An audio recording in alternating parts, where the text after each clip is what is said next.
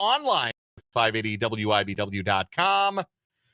And in living color, though it was a close call, on our YouTube stream. 580 Sports Talk is the YouTube channel.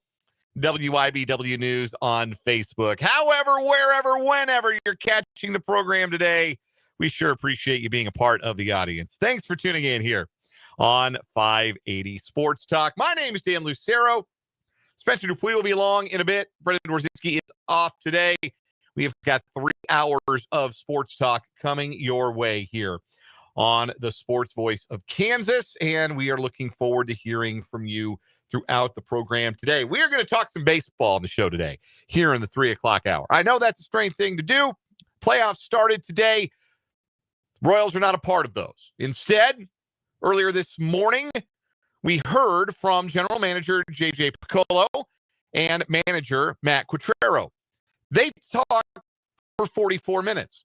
It would be wonderful to just put that on the air and then take a powder, right? That would be the sports host equivalent of back when I was in my college radio days and I needed to step out of the DJ booth to go use the restroom, or maybe some other people needed to step out of the DJ booth to do some other stuff, and you put on like the longest song you could find, right? You put it on In-A-Gadda-Da-Vida or something. It's something that was 7+ minutes. Make sure you had time to get there and back. We play a lot of lengthy audio on the show, but 45 minutes, that's a lot. So we shortened it. We've trimmed it up to a best of. And you're going to hear what JJ Piccollo had to say about off-season priorities for the Royals, how to get better as a team offensively, what they think of the pitching staff, how that lines up into the next season, the kind of baseball the Royals strive to play. I thought that was a really interesting answer that we're going to hear from JJ Piccollo. Quatraro spoke to that. There's some really interesting meat in there that we've cut out. We're going to serve you the best of the post-mortem press conference from Kauffman Stadium from earlier today. We'll talk about what they had to say, what that means. We'll start looking ahead to 2026. What happened in 2025 for the Royals that's repeatable? What was the good stuff that the Royals could look at and with a reasonable amount of confidence say, we can get that again in 2026? And which of those things are maybe not as repeatable? Because if we had this conversation, when we had this conversation at the end of last season, obviously much later into the month of October, because the Royals made it all the way to the division series last year, the one thing that made the Royals health, that's a hard thing to ask for year over year. But the things that happened this year for the Royals, how repeatable should we expect them to be in 2026? We'll get into that here on the show. And we'll take our first look at a plan for the offseason. Arbitration-eligible players, tender or non-tender. Not as straightforward an answer as it seems for some guys. We'll get into that. So lots of baseball to get to on today's show. It started the baseball playoffs. Royals aren't part of them. Goodness, I wish they were. They probably would have played the early game today and probably would have just finished up. So we would be getting on a little late in case you missed the first game earlier today. Predictably low scoring between the Guardians and the Tigers with Marcus Kubel on the bump. Tigers win game 1 of that best of 3 in Cleveland 2-1. Cubs and Padres are underway at Wrigley Field. And we'll get you updated on all of that in the return of the playoff roundup coming up in our 580 Sports Talk headlines. So, yeah, we got some baseball today, but we've also got football because it is into their first 9-game stretch of the season, the pre-bye portion of their schedule that we all looked at when the season began or when the schedule was released and said, oh, this is going to be the toughest part of the schedule, no question about it. I think that conventional wisdom has certainly held, but as far as the next 5 opponents for the Chiefs go, do they feel better or worse or about the same about their prospects for this season? And as such, do you feel better or worse or about the same about the Chiefs' chances of winning any one of their next 5 games, starting Monday night when the Jacksonville Jaguars play host to the Chiefs on Monday Night Football? So we'll do a little bit of stock up, stock down on the next 5 Chiefs opponents, and we'll take the broad view because the back half of the schedule looks, well, not as imposing as the front half still. But maybe some teams we're looking at in the back half of the schedule with a little bit of a different perspective after the way they've started. And now, it used to be 4 games was nice and clean the first quarter of the season. Now it's just the first quarter-ish. 4 of 17 is and it is. We're going to round up for the sake of that discussion. We'll also get into some Big 12 football today. What do Bill Connolly's SP Plus numbers say about the hierarchy in the Big 12 Conference, how things stand, and what K-State and KU should expect to be able to do against the rest of their schedule? And speaking of the Jayhawks, our guest today will be Michael Swain of Fog.net, part of the 24/7 Sports Network. And we will have that coming up at the bottom of the 4 o'clock hour. Look at Michael's thoughts on KU's loss to Cincinnati, looking ahead to Saturday in Orlando as the Jayhawks try to bounce back against UC. And Kenny, Mr. 6'7", he's a Jayhawk. I think I said that right. Is that how kids are saying it? Anybody out there with kids? Did I say it right? Like older kids. I got kids. I got a kid. He's not old enough to know it's 6'7". He's not old enough to know that yet. Thank God. He doesn't have he's never getting a phone. He's never getting TikTok. I've decided that. Anyway, maybe I'm saying that right, maybe I'm not, but we'll plenty of time to learn because Taylor Kinney is a Jayhawk, and there's some more announcements coming up very soon in basketball recruiting that we'll get Michael's thoughts on as well. He joined us bottom of the 4 o'clock hour for Jayhawk Weekly. And, of course, all the rest of the fun Tuesday stuff that we usually do. I mentioned 580 Sports Talk headlines. We'll get there. We're going to do our championship for the month of September on What Is Wrong With You. We're down to the Fragrant Felons and the TA with the fart spray. Good thing this isn't scratch and sniff radio, right? A very, very fragrant finale. We'll decide that at the 4 o'clock hour. We'll do some random questions Tuesday as well. And we want to hear from you throughout the program today. Text line is open. 785-272-9429 is the number. That's 785-272-9429. Also interact with us in the live chat on our YouTube stream. Name of the channel is 580 Sports Talk. Hop on in to the YouTube chat, say hello, make yourself known, and interact with your fellow listeners and your hosts as we go along. Who we got in so far today? Vance is in, as always. Love to see that. Mark H., Christopher, Bill W. Hello, Bill. Thanks for hopping in early on. Andrew's in as well. Appreciate all of you guys who are checking in on the live chat, watching us live on our 580 Sports Talk YouTube channel, and welcome more of you to go and join the fray. I said we were going to do baseball at the top of the show today.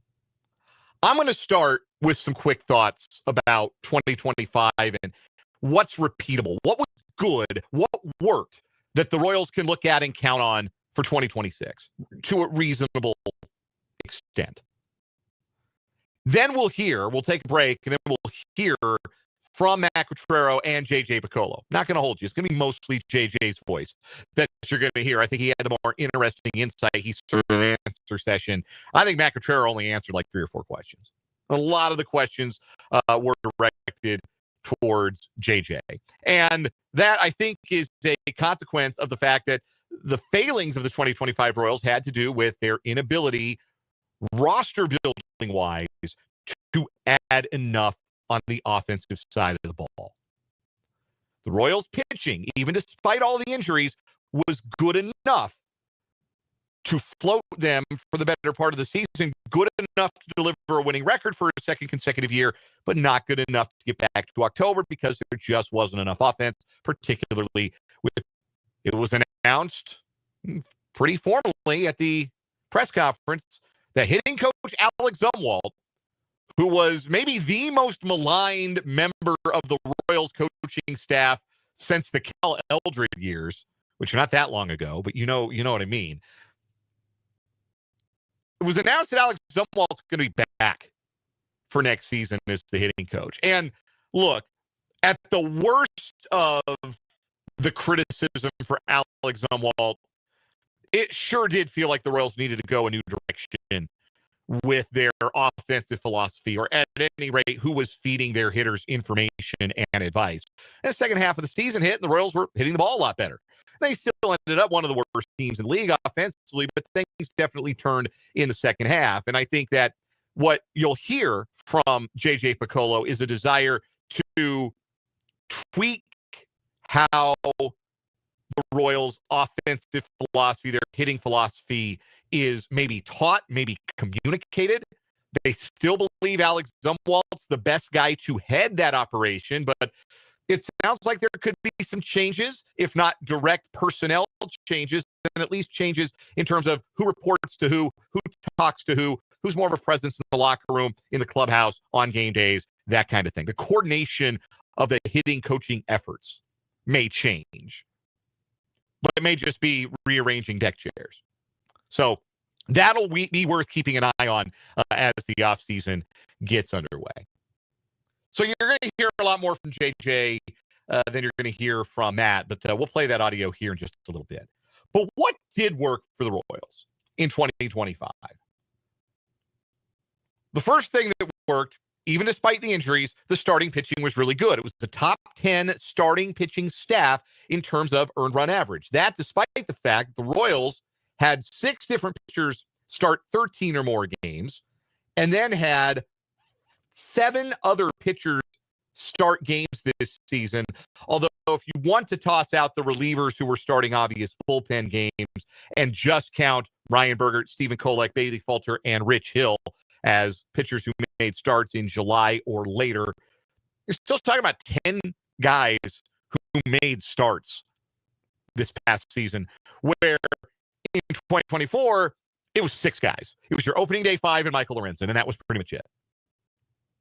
This year, only one Royal starter reached 30 starts. Michael Wacha took 31 turns in the rotation this year, 26 apiece for Seth Lugo and the aforementioned Lorenzen, 24 for Noah Cameron, 20 for Chris Bubich, 13 for Cole Reagans.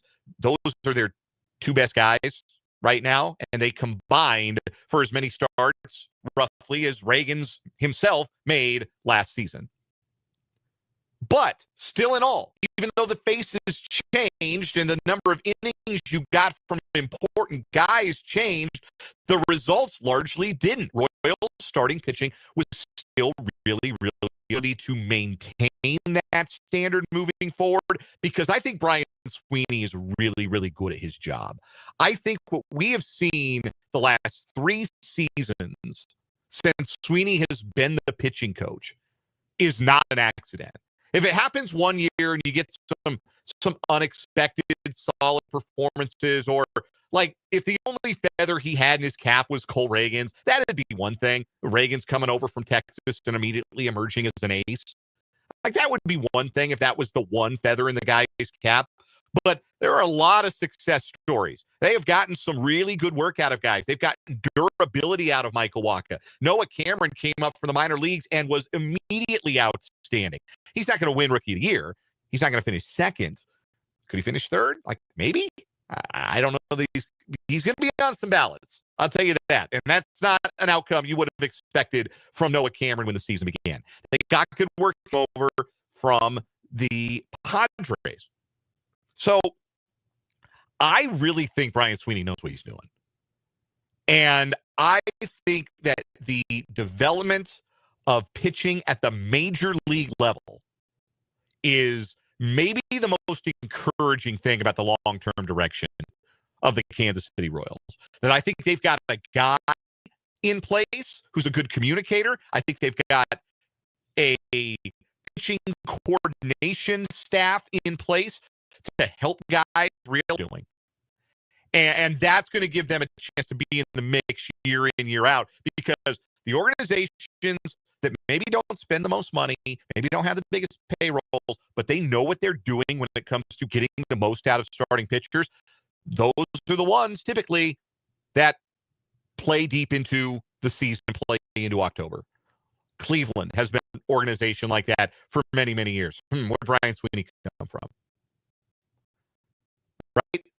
Like, I think this is real. I think this is what is to be expected year over year, is that the Royals are going to find solutions, even if it doesn't look ideal. They're going to find solutions pitching-wise. I think that's repeatable. Bobby Witt Jr. was not as good in 2025 as he was in 2024. I want you to understand that's not an insult. In 2024, he was maybe the greatest single-season Royal ever. It's him or it's 1980 George Brett. And there's really not much competition. Like, it's everybody else is playing for third. Those are the two greatest individual seasons in Royals history. To say that Bobby Witt was not quite to that standard is not an insult, because the standard that Bobby Witt was at this season is a standard that only two other position players in baseball reached or exceeded this season. 7.1 baseball reference wins above replacement, batted .295, OPS 852, led the league in hits, led the league in doubles, bopped 23 homers, stole 38 bases, drove in 88 runs. And he's going to win another Gold Glove.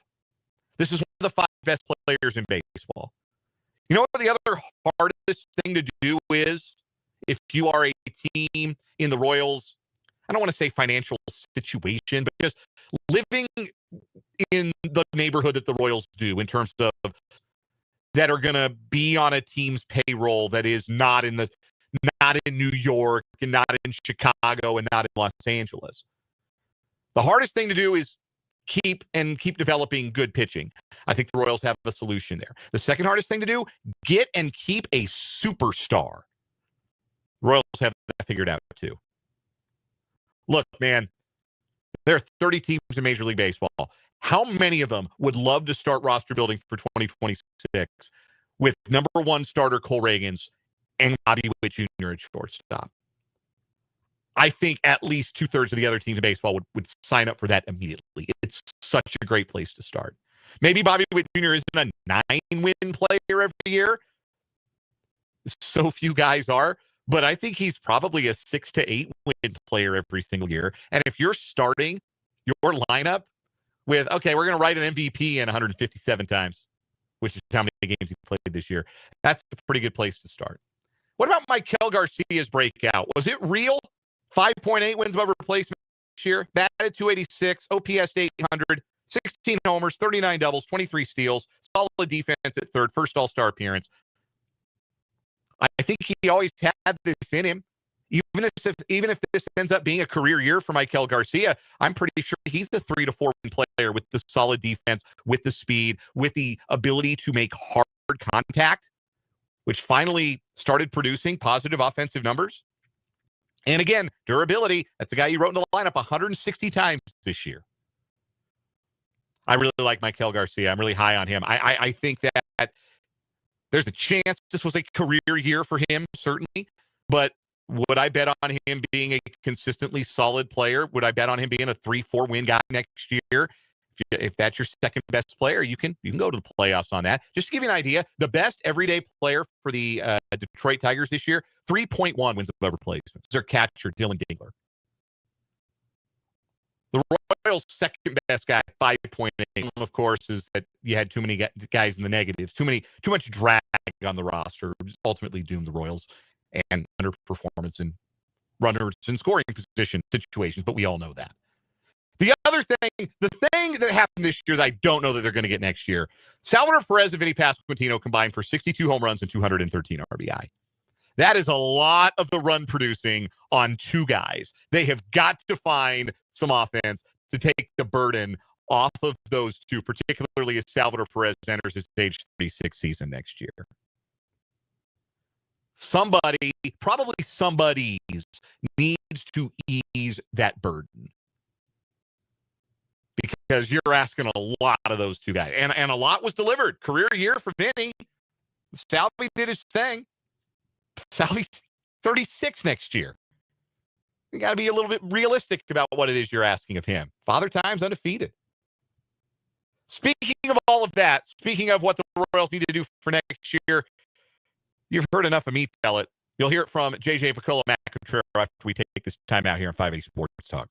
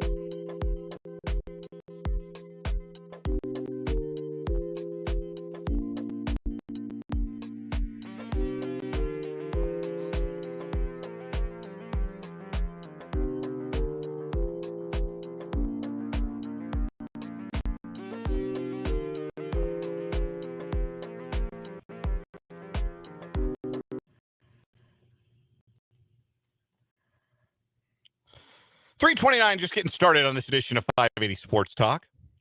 Still to come on the show today, we'll take a look at the Chiefs' schedule. How different does it look in terms of the quality of opponent for the remaining 13 games following the results of the first 4 weeks? Plus some thoughts on the Big 12 by the numbers. And Michael Swain joins us at the bottom of the 4 o'clock hour. Right now, though, we do want to bring you some of the highlights from today's press conference out at Kauffman Stadium. JJ Piccollo, Matt Quatraro taking questions, answering some questions, some interesting things to say about the future direction of the Kansas City Royals. Here is the brain trust from the K earlier today. Would you be able to go through kind of what your priorities are this offseason, what you're looking to, how to improve the roster, how you evaluate, different parts of the season that maybe didn't go the way you wanted it to? Yeah, I mean, I think the positive we can talk about is pitching. I mean, the pitching was consistent all year, considering all the different injuries we had, the challenges we had. I think in the end, we were top 10 starting pitching, top 10 bullpen. So that's quite an accomplishment. Really appreciate the way those pitchers stepped up. Guys that weren't in our organization have done a tremendous job in helping us maintain a chance to win. And then we got to look at our roster from an offensive standpoint. What are the things we need to do to improve? There's a certain type of game that we need to play, and it's a complete game. It's not just about slug. It's about getting on base. It's about running bases. It's about executing at the right time. We have 4 guys that I thought had exceptional years. Pretty amazing what Salvi's doing, what Bobby's doing. Michael came into his own. And 2 years in a row now, Vinny's had a tremendous year. I mean, he's a performer. So how do we take the other 9 guys and how do we get the most out of them? And there's a lot of different ways. And there's a certain type of game that we need to play until we don't need to play that game. If we're going to score 8 or 9 runs a night because we're hitting, you don't have to play that type of game. But there's other ways to win games. We got to figure out how to do that. You mentioned the offensive performances from a catcher, a third baseman, shortstop, first baseman. When you look at the outfield, do you think making an improvement there will come internally, or do you think maybe there's a chance we'll bring someone from the outside? Yeah, I think we got to look at all angles. We brought Cags up this year, expected to get a boost there. He was killing AAA, doing everything he needed to do as a player to get that promotion. And the next step for him was to be in the major leagues. It didn't go as we would have liked it to have gone, but we got to remind ourselves he's one of the best players in baseball. He was probably on his way to being minor league player of the year. There's a strong belief that he's going to be an outstanding major league player. The difficult thing with Cags right now is that he's beat AAA. I mean, even when he went back after his injury, he didn't miss a beat. He's beat AAA. So he's going to have to do a lot of his learning in the major leagues, but it doesn't take away from the upside, the talent, and what he's going to do. That being said, there's going to be competition. We do feel like we're in a window to win with the players that we have in place. So the expectations are high. Our standards are high. So it's not going to be anything, a job that's given to him. He's going to have to earn it. But it doesn't take away from what we believe in him as a player. Kyle Isbell did a really good job this year. He's one of our more improved offensive players, and we know what he can do defensively. And then how do we figure out, what our options are going to be in left field? We saw a little bit of what a platoon can do for us when we had Yaz, who of course is a free agent, and Grichik's a free agent. They both did admirable jobs for us. That might be a way that we go as well. I mean, we're going to get in meetings with our pro scouting staff here in the coming weeks and try to assess what's available. How do we improve the roster? But I know the outfield production's got to be better. We've got to play good defense, but we got to produce as well. You mentioned in your opener that you guys offensively have to play a certain type of game. Just wonder if you could expand on that. Yeah, I mean, it's situational baseball. I mean, we're clearly not a team that's going to bang 250 homers a year. That's not who we are. We have Vinny and Salvi that's set in the middle of our lineup. Around that, we need to be athletic in the field, athletic on the bases. We also have to mature as hitters. Certain situations, I don't think we necessarily reacted to the way we should. So how do you put hitters in the right mindset so they can execute? We did have a lot of guys. I think we had 8, if I'm not mistaken. I think we had 8 guys make debuts this year, a handful of which were hitters. Their first thought is, I got to bang to stay up here. And that's not really what they need to do. They need to do exactly what they did in minor leagues, and that's execution with the ability to hit. Nobody's going to get here if they can't hit. They got to have the ability to hit, but they also have to have the ability to execute, to work within our offense. We're more of an action type offense. That's what we have to rely on. So running the bases, hitting behind a runner, hitting a sac fly or a ground ball when necessary. We don't strike out. I mean, that's one thing, but we also have to look at that. Is that good or bad? Is that getting us where we want to go? Generally speaking, not striking out is good. But if you're making early out and weak contact, then we have to adjust that. There may be a little give and take there. But when we think about our identity, pitching, defense, situational hitting, base running, that's what we take a lot of pride in. We just didn't execute it to that level this year to be in the playoffs. You're a winning record, but not in the playoffs. Our goal is to be in the playoffs and win the World Series. So with a roster similar to what we have, all of those things got to go right for us to win a World Series. You guys made some moves near the end, brought more pitching in. You said after those moves, you can't have enough of it, right? You're going to get some guys back from injury, maybe too many starting pitchers next year. I don't know. What do you like about the options you guys have to start up next year with the people who should be coming back? Yeah, injury and the new faces. Well, I'll talk about just the advantage of having depth. With depth, you're protecting yourself, number one, but then you also may have assets that other teams are interested in. We don't know if that's going to be the case or not, but if that's the case, we know we have the depth to deal from our starting pitching. No different than trading Freddie Fermin. Part of why we traded Freddie Fermin was he added starting pitching to us, and we knew we had Carter Jensen and others behind him. So when you have a position of depth, it could be something you utilize to help in other areas. Then the obvious is just the injuries. I remember sitting with a lot of you in May talking about Kyle Wright and Alec Marsh and what are we going to do? Well, it never happened because injuries are part of this game. So going into the season with 8 or 9 starting pitchers that are currently on the roster is a good problem to have. So we can, feel good about that. It's going to be some tough calls come spring training. If everybody stays healthy, there's going to be some tough calls who are 5R. Couple questions. First of all, payroll. Do you have a firm number or a ballpark on where you're going to be payroll? Not a firm number, but I think where we're operating right now is plenty. I think we're in a good spot. Mr. Sherman has shown the willingness to do what we need to do if it puts us over the top. I think a great example of that was adding Carlos Estevez when we did late in the year. That certainly paid off. It's a small price to pay for what you hope to be a big reward at the end. But right now, I think we're going to operate just as we are. We're in that 140-ish range. We got to make that work. And if there's something we can capitalize on later in the season that makes us marginally better, then we'll try to do it. But we're pretty comfortable with where we are. And from a front office perspective, it's our responsibility to make that work. From a free agency standpoint, it seems like it's kind of evolved. That a lot of the good talent doesn't get out there.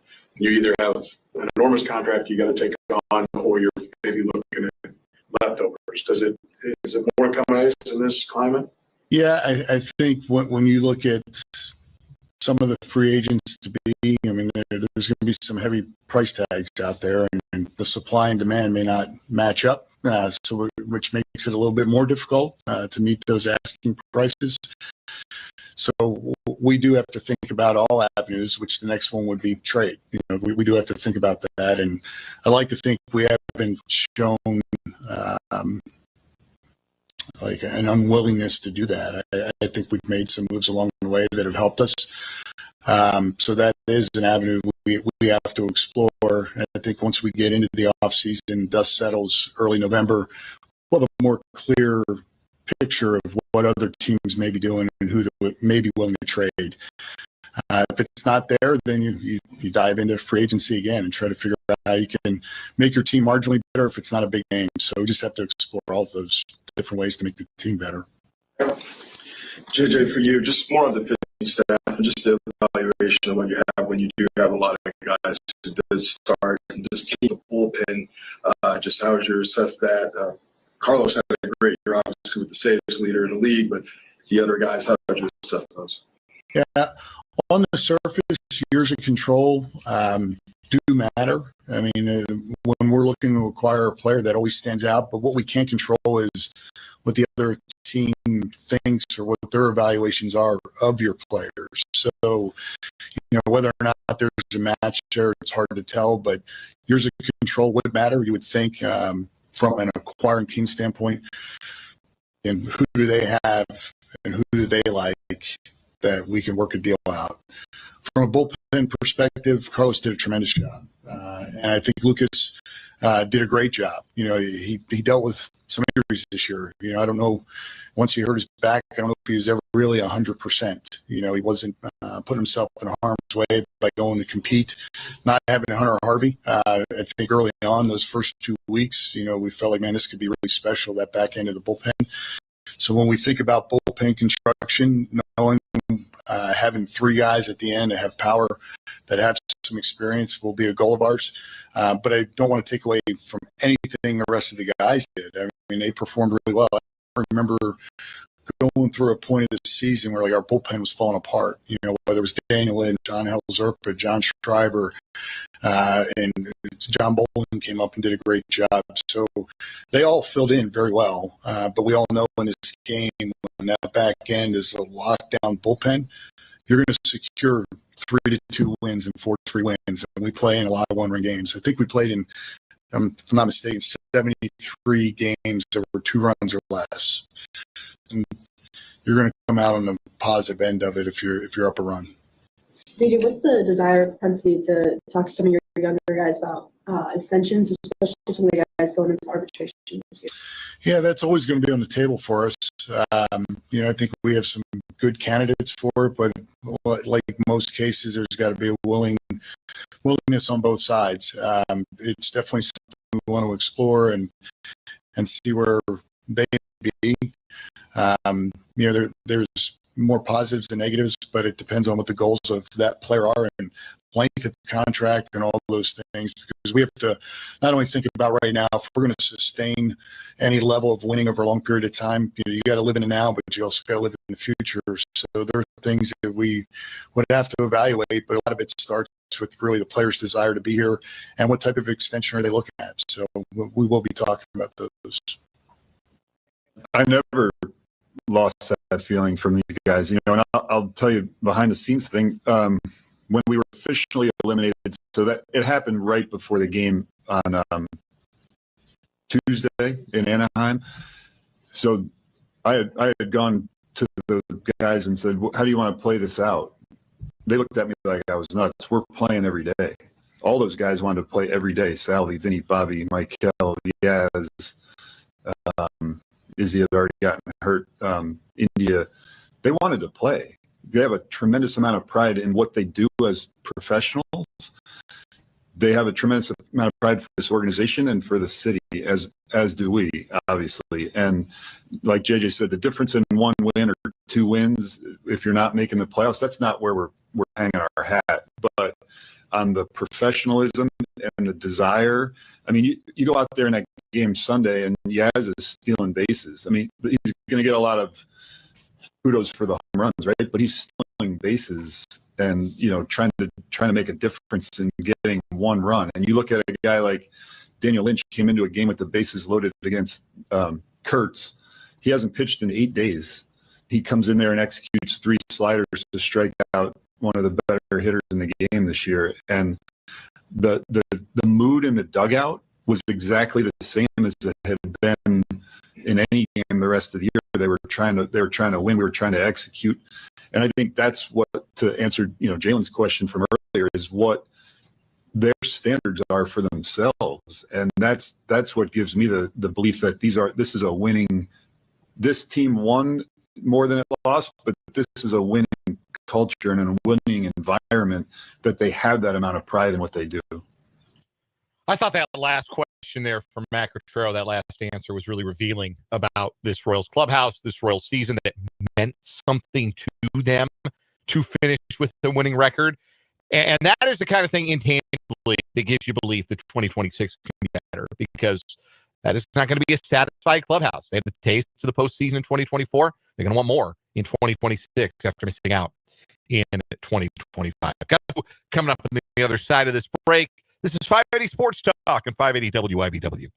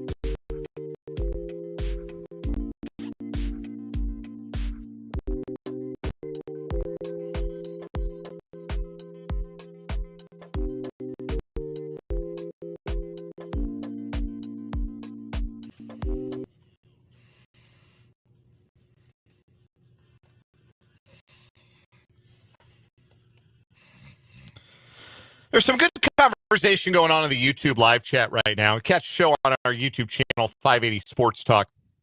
I understand the stream's been a little herky-jerky today. We'll try and get that ironed out. But some good discussion over there about Jonathan India. And that's germane to what I wanted to talk about here. But it's also something that was brought up. I didn't play this portion of the press conference between JJ Piccollo and Matt Quatraro. But they were both asked about Jonathan India and the trade that was essentially, it boiled down to Jonathan India for Brady Singer.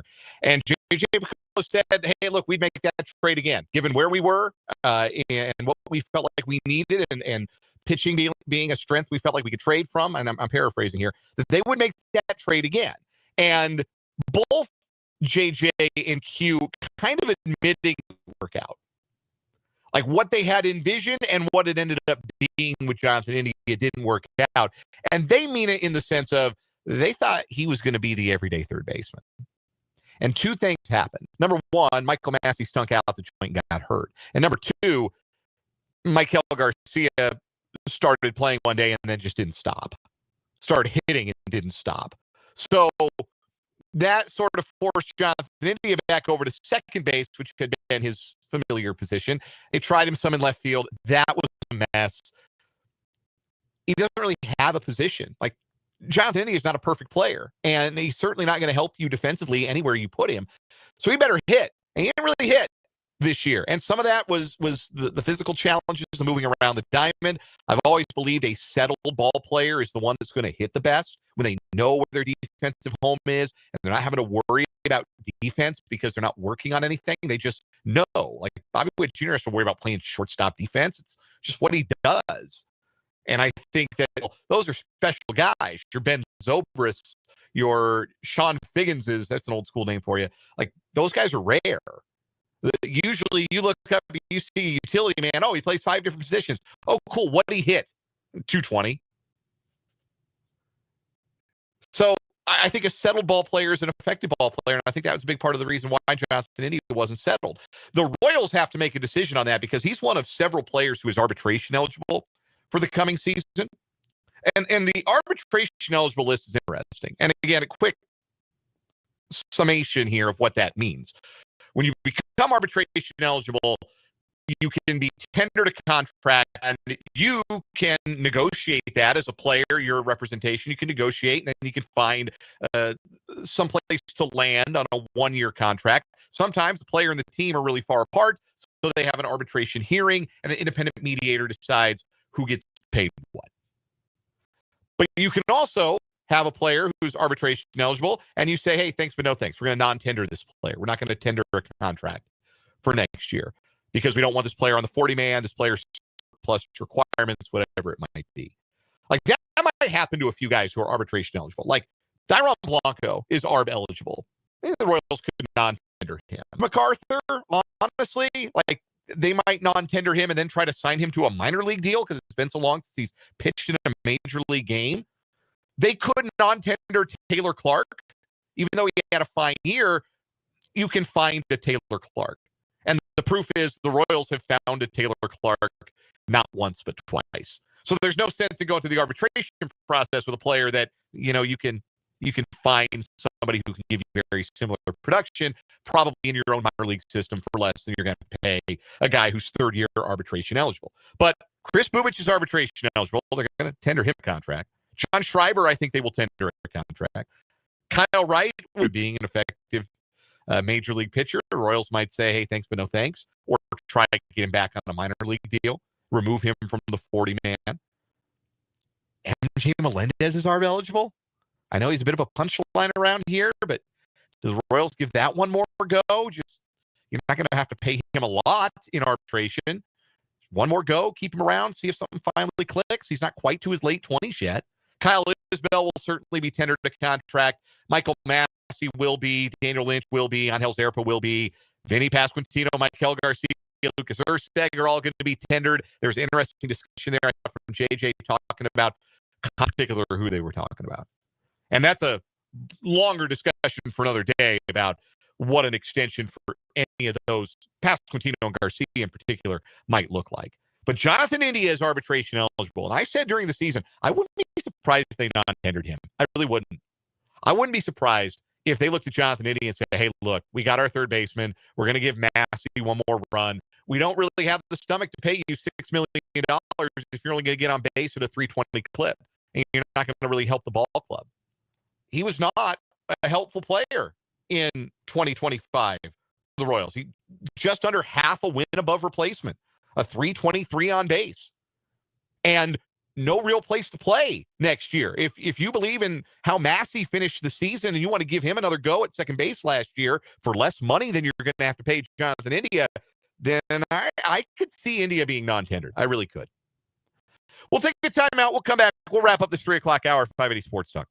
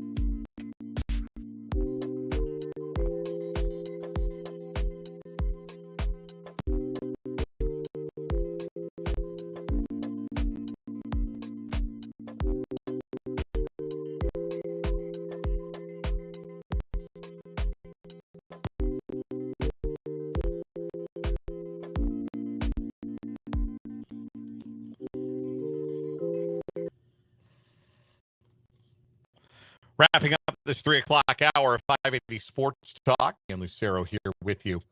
Just a couple of other off-season notes for the Royals. I mentioned everybody who is arbitration eligible. There are 3 players who are unrestricted free agents: Adam Frazier, Mike Yastrzemski, Hunter Harvey. I would be surprised if any of the 3 are back. Maybe Frazier, if the Royals decide that they want the 26th man on their roster to essentially be the curator of vibes that Frazier seemed to be in the clubhouse. I wouldn't be upset if they, but clearly the Royals missed not having him around. And if he likes Kansas City well enough, I could see a 1-year deal being amenable between the 2 parties. I wouldn't be too upset if that's your 26th man. I really wouldn't. Yastrzemski, I think, might go back to San Francisco. He's not really a left fielder, and you heard Piccollo talk about Caglione. He's going to be the right fielder next year. He said, look, it didn't go like we wanted it to in the major leagues, but it's not going to benefit him being down at AAA. He's too good for that level. Now we got to get him to be good at the major league level. And Omaha Storm Chaser. I almost forgot what they were there for a second. Hunter Harvey, you can't trust him to be healthy. Like, I don't know, maybe a small prove-it deal back with Kansas City, but more likely, I think the Royals will be happy to let somebody else take a chance on Hunter Harvey. Randall Grichuk and Michael Lorenzen have mutual options. Both the club and the player have to agree to pick up the option. Grichuk's is $5 million. The buyout from the Royals is $3 million. So if it's a $2 million difference in keeping a guy who can maybe help you against lefties and not, I would lean, he can spell Cags against some tough lefties. Lorenzen, I don't think is coming back. I think he'll look to have an opportunity to start somewhere else. That opportunity is certainly not guaranteed in Kansas City. Obviously, Salvador Perez is the club option. Team's going to pick that up. You heard it here first. My source is common sense. Coming over to 4 o'clock hour, we're getting back to football. Stock up or down for the Chiefs' remaining opponents. Plus, Michael Swain of Fog.net joins us for Jayhawk Weekly. Coming up in the 4 o'clock hour, 580 Sports Talk.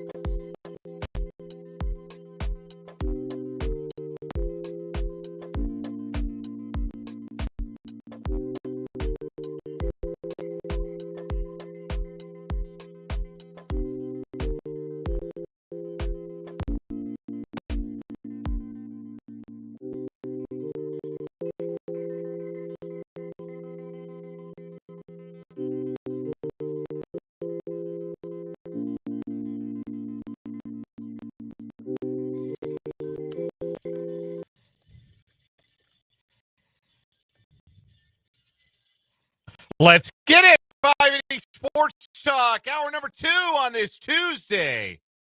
Here on the Sports Voice of Kansas, 580 WIBW, FM 104.9, online at 580WIBW.com, and of course, in living color on our YouTube stream, 580 Sports Talk on YouTube. You can also catch us on Facebook, WIBW News. Dan Lucero, Spencer Dupuis with you for 2 more hours.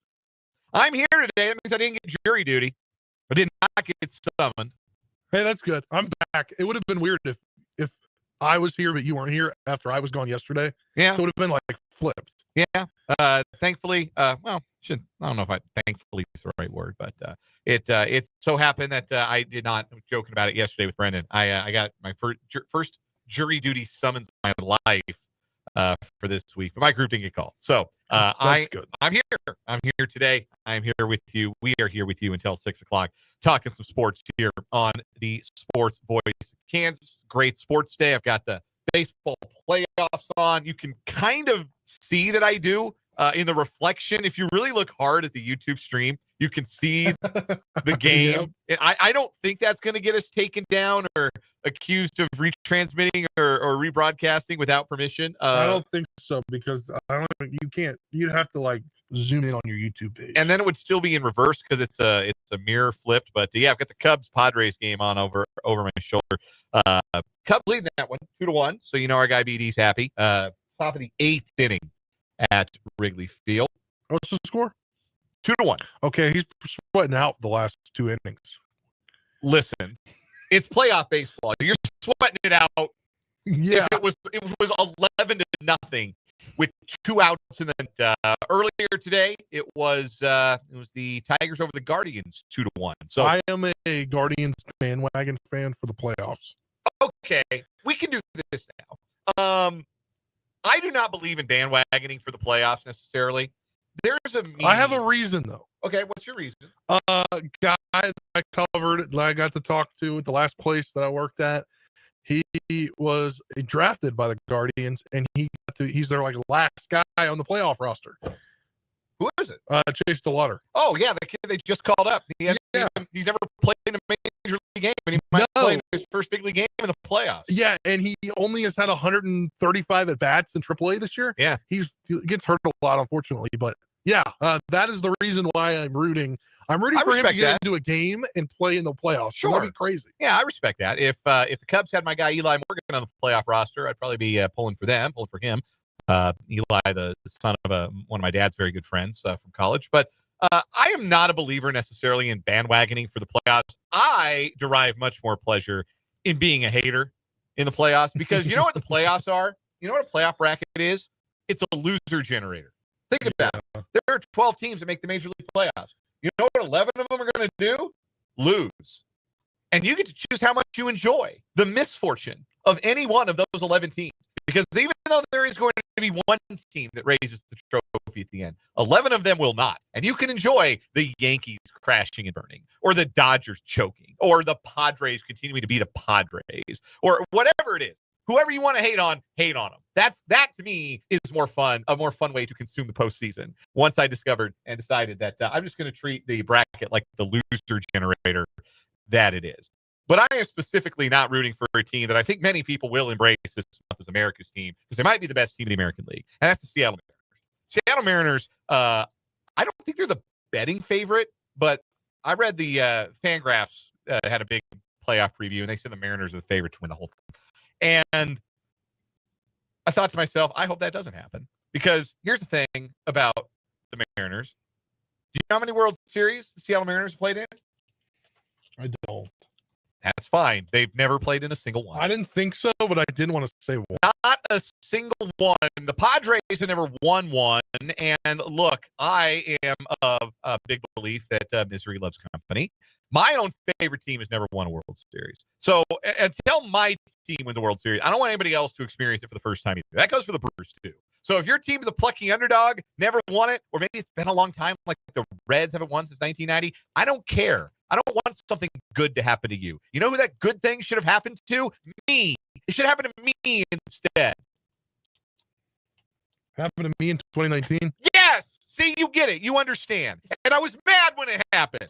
I liked having more company in the no rings club. So I skipped a major assignment in a sportscasting class to go to the parade. Good for you. Yeah, I got a little heat from it from my advisor. Now, what diploma's a diploma schliploma. Well, it You was get a one sport- it chance was- to go to a parade. It was a sportscasting class. It was Yeah. literally my major class that I was taking. Yeah, they should have. And it was calling a quarter of a college basketball game, which I had. So I just retroactively used the game and said, grade this game instead. Oh, there you go. So I didn't get a chance to like do anything different, but I just had to go with what was there. There you go. All right, that's a lot of baseball. We're gonna do some more in the playoff roundup. I promise. We'll get to the playoff roundup coming up in the 5 o'clock hour. It's been a while. It has. Still to come this hour, Michael Swain of Fog.net will join me. We're going to talk KU athletics with Michael Swain and Jayhawk Weekly. We'll also crown a September championship on What Is Wrong With You. All the stories for the month of September. We are down to 2 on the final day of the month of September. And we will crown a champion between the TA with the fart spray and the fragrant felons. But we began with some football talk. I can hear some of you going, geez, finally. I saw the Chiefs' schedule initially. It was very clear that the pre-bye portion was much more difficult on paper than the post-bye portion of the schedule. That was something we all sort of understood to be true when we first saw the schedule. Again, the Chiefs 9 games before the bye: Chargers, Eagles, Giants, Ravens, Jags, Lions, Raiders, Commanders, Bills. Included in that mix are the 2 other co-favorites in the AFC, the defending Super Bowl champions, a team that went to the NFC Championship game last year, a team that had the best record in the NFC the previous year. That stood much more imposing than the post-bye week games, which are against the Broncos, Colts, Cowboys, Texans, Chargers, Titans, Broncos, Raiders. Based on what we know and have seen so far, Spencer, does it still feel like the first 9 games are tougher than the last 8?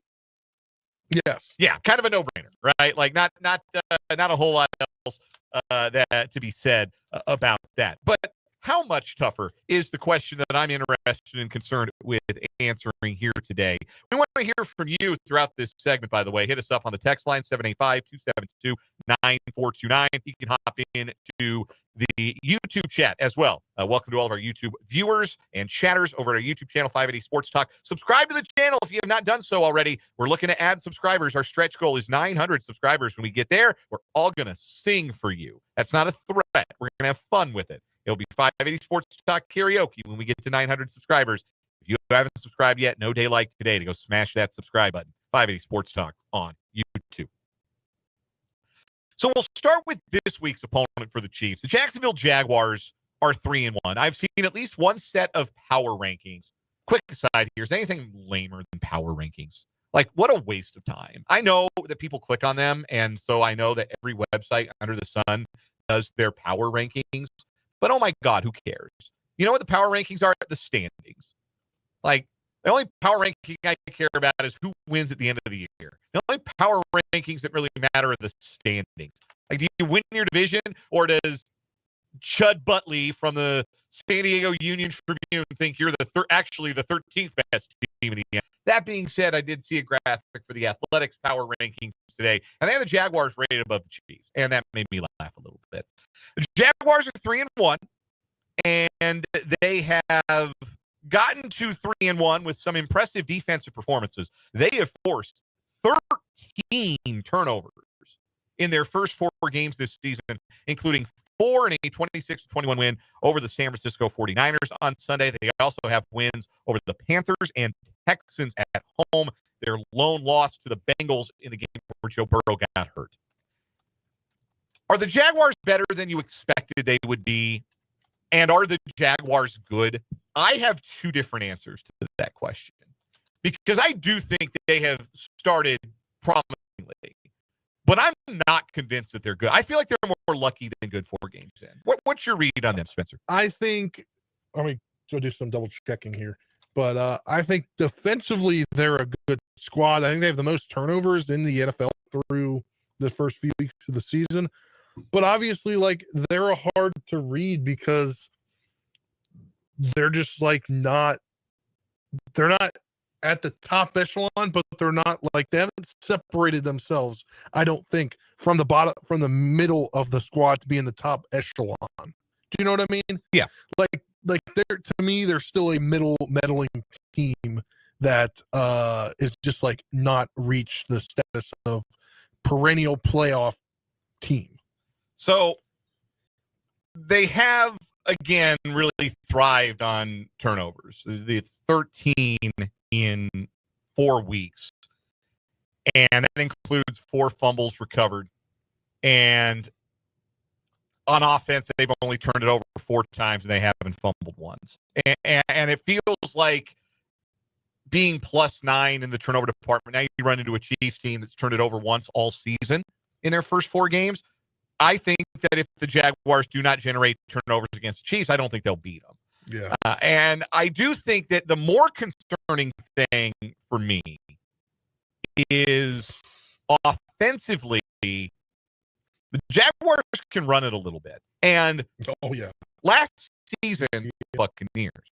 And if you remember, was this Sunday night or Monday night when the Buccaneers came to Arrowhead? What, Monday night?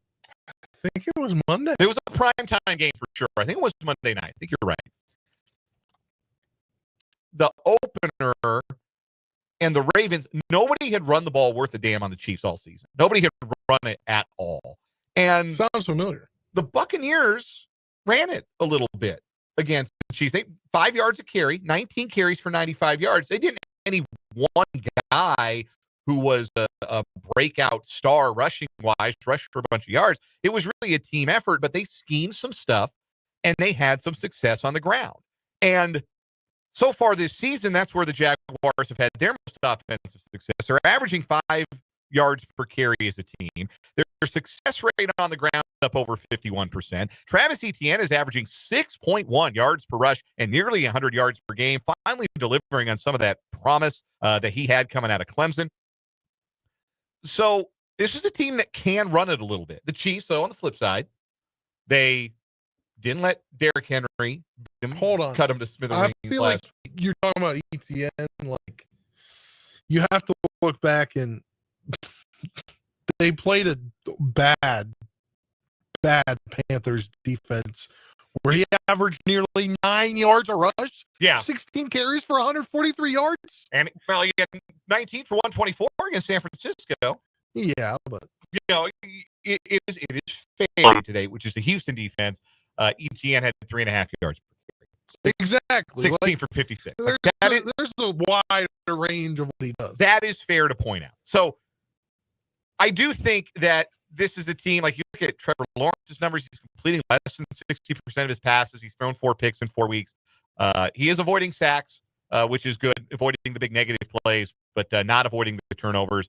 I don't think that this is a team that I am any more worried about from the Chiefs' perspective. Their strength is something that the Chiefs have been able to limit so far this year on both sides of the ball. Their strength on offense has been running the ball. Chiefs have been good against the run. Strength on defense is taking it away. The Chiefs don't give it away. So as long as those two things hold, I think the Chiefs are going to be just fine in Jacksonville on Monday night. But I think, too, Hunter hasn't become the big receiver threat that some thought he might. He might be, like, it might be time, at least early in his career, to just, like, pick a thing. Yeah. Like, there's a reason that it was later in the career that, like, Champ Bailey and Deion Sanders got a little bit more involved on the offensive side of the ball. It took them a year or 2 or 3 to get involved on that side of the ball, because it doesn't look like it's really helping Travis Hunter either as a receiver or as a defensive back. This and he is ends up that drafted him in fantasy football right here because I was feeding into the hype. Yeah, well, and now he's cut. He does have 13 catches, but only 118 yards. Like, he's not contributing as much as maybe he could on either side of the ball. Anyway, so okay, if you say the stock is up a little bit for the Jaguars, I wouldn't dispute that. Stock about the same for Detroit. They're pretty much who they thought were, where they didn't play great and they've walked a mud hole in their next 3 teams. They're about who we thought they were. I'm giving them a little more credit now than I thought they were. I thought they wouldn't be as good at all because they lost both coordinators. And I know, like, Dan Campbell runs the show, but his coordinators were highly coveted. Sure. But I have a lot more respect now for the Lions than I thought they would be through this few weeks. I think that's entirely fair. I think that's an entirely fair point. Because they've dominated who they're supposed to dominate, right? Like, Yeah, they like- dominated the Browns. They dominated the Bears. And really, like, statistically dominated the Ravens, even though Yeah. that ended up being an 8-point game. That was a game where the Lions were clearly the better team. So yeah, they've been impressive, but I thought they were going to be that good. So I respect the difference in opinion there. Vegas is the week 7 opponent for the Chiefs. I think their stock is down. I'm afraid my guy Geno might be toast. Yeah. It might prove that the Seahawks really have a knack for knowing when to get out from underneath the declining quarterback, because Geno Smith does not look like he has the sauce. They've lost Colton Miller. He's their best offensive lineman. He will not play in the game against the Chiefs because he went on IR today. Wow. He's got an ankle fracture and not the high ankle sprain that they thought he had. So that is obviously pretty problematic for that team. They won their opener. They've lost to the Chargers, Commanders, and field goal blocked at the very end. Ashton Genty just had his first good game. That's a positive. And they've still got like some star power, Brock Bowers and Max Crosby, but that's not a team that is advancing like I thought they might. The big part of the reason why is Geno Smith can't stop throwing the ball the other team. And that makes me sad because I like Geno. I came to like Geno the last few years. The Washington Commanders. I have their stock is holding. I would say that. I think that they are about who we thought they were going to be. They will be a healthier team by week 8, I would imagine. They've dealt, obviously, with the absence of Jaden Daniels the last couple of weeks. Terry McLaurin's been out. I mean, look, I think being 2-2 with your best weapon holding out as long as he did, and the fact that Terry McLaurin got hurt and he's going to be out some amount of time, and September 2-2 without Jaden Daniels for 2 games, that's pretty good. Yeah, losses to the Packers, starting quarterback and your best wide receiver, which is certainly understandable. You know, wins over the Giants and the Raiders in there, and your best running back limited. That's true. Yeah, they haven't. I don't think we've seen them at ramming speed yet, and they'll have a chance, or should, in theory, have a chance to get up to ramming speed by the time week 8 rolls around. Because you'd like to think, from their perspective, that they'll have Daniels back, McLaurin will be full strength, and that they'll be a better version of themselves. And they'll have cut Marshawn Lattimore. Okay, I was just about to ask how you felt about the defense, because they right now are 18th in the league in scoring defense, 24th in the league in total defense. Marshawn Lattimore, you are cooked. And Bobby Wagner, can we please reduce your role because the age is showing?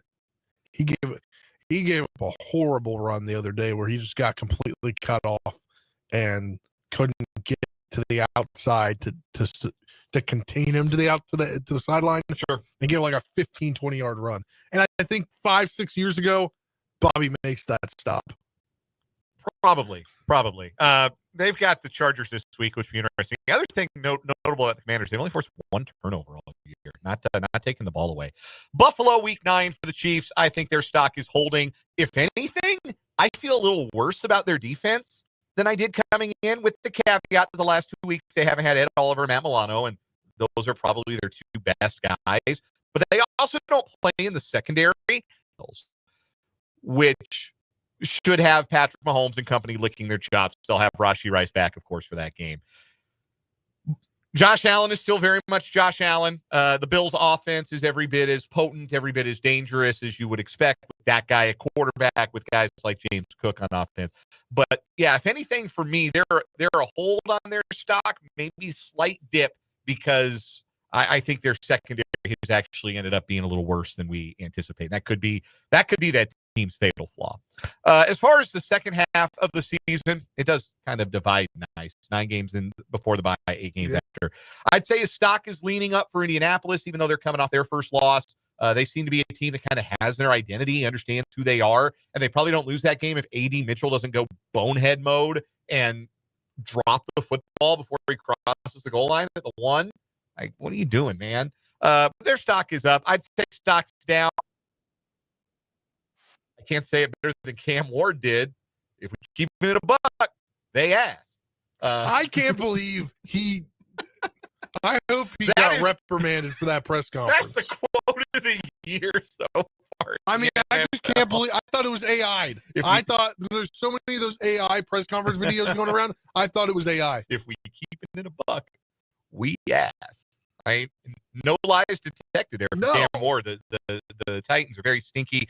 I'd say stock down for Houston. I'm officially worried about C.J. Stroud. They might get him killed this year. They got no juice on offense. They just traded away an offensive lineman? Cam Robinson. Yeah, they paid him like $9 million for one game and traded him. And Dallas's stock is down because 4 days before the season, they traded Micah Parsons, and their defense is completely clown shoes. Dak Prescott's playing well, though. Can I get in one more take about the Cowboys? Yeah, go for it. I don't know how or about the Cowboys and Packers. I don't know how you let that game end in the tie. Because those are the NFL rules? I know, but like there was no, it seemed like both teams were content with allowing it to be a tie because the Cowboys were just wasting the clock away, and the Packers, there was no urgency to get down the field. They almost didn't get to kick the field goal. It was like they didn't know the rule. Yeah, it was a weird finish for sure. Sorry, I didn't get a chance to say that yesterday. No, I understand. I got Denver stock holding. I know they beat the Bengals last night. The Bengals quit. Yeah. I'll talk more about that in the 5 o'clock hour, but the Bengals submitted as disgusting an effort meant to. They should probably be 3-1. They could very well be 4-0. They're about who I thought they would be. Maybe their defense slightly worse. Maybe their offense got a little more juice. J.K. Dobbins looks reborn there in Denver for sure. So they're about, again, going to be, I think, at this stage as tough as we thought they would be for the Chiefs. We'll take a break. When we come back, it's the September finale of What Is Wrong With You on 580 Sports Talk.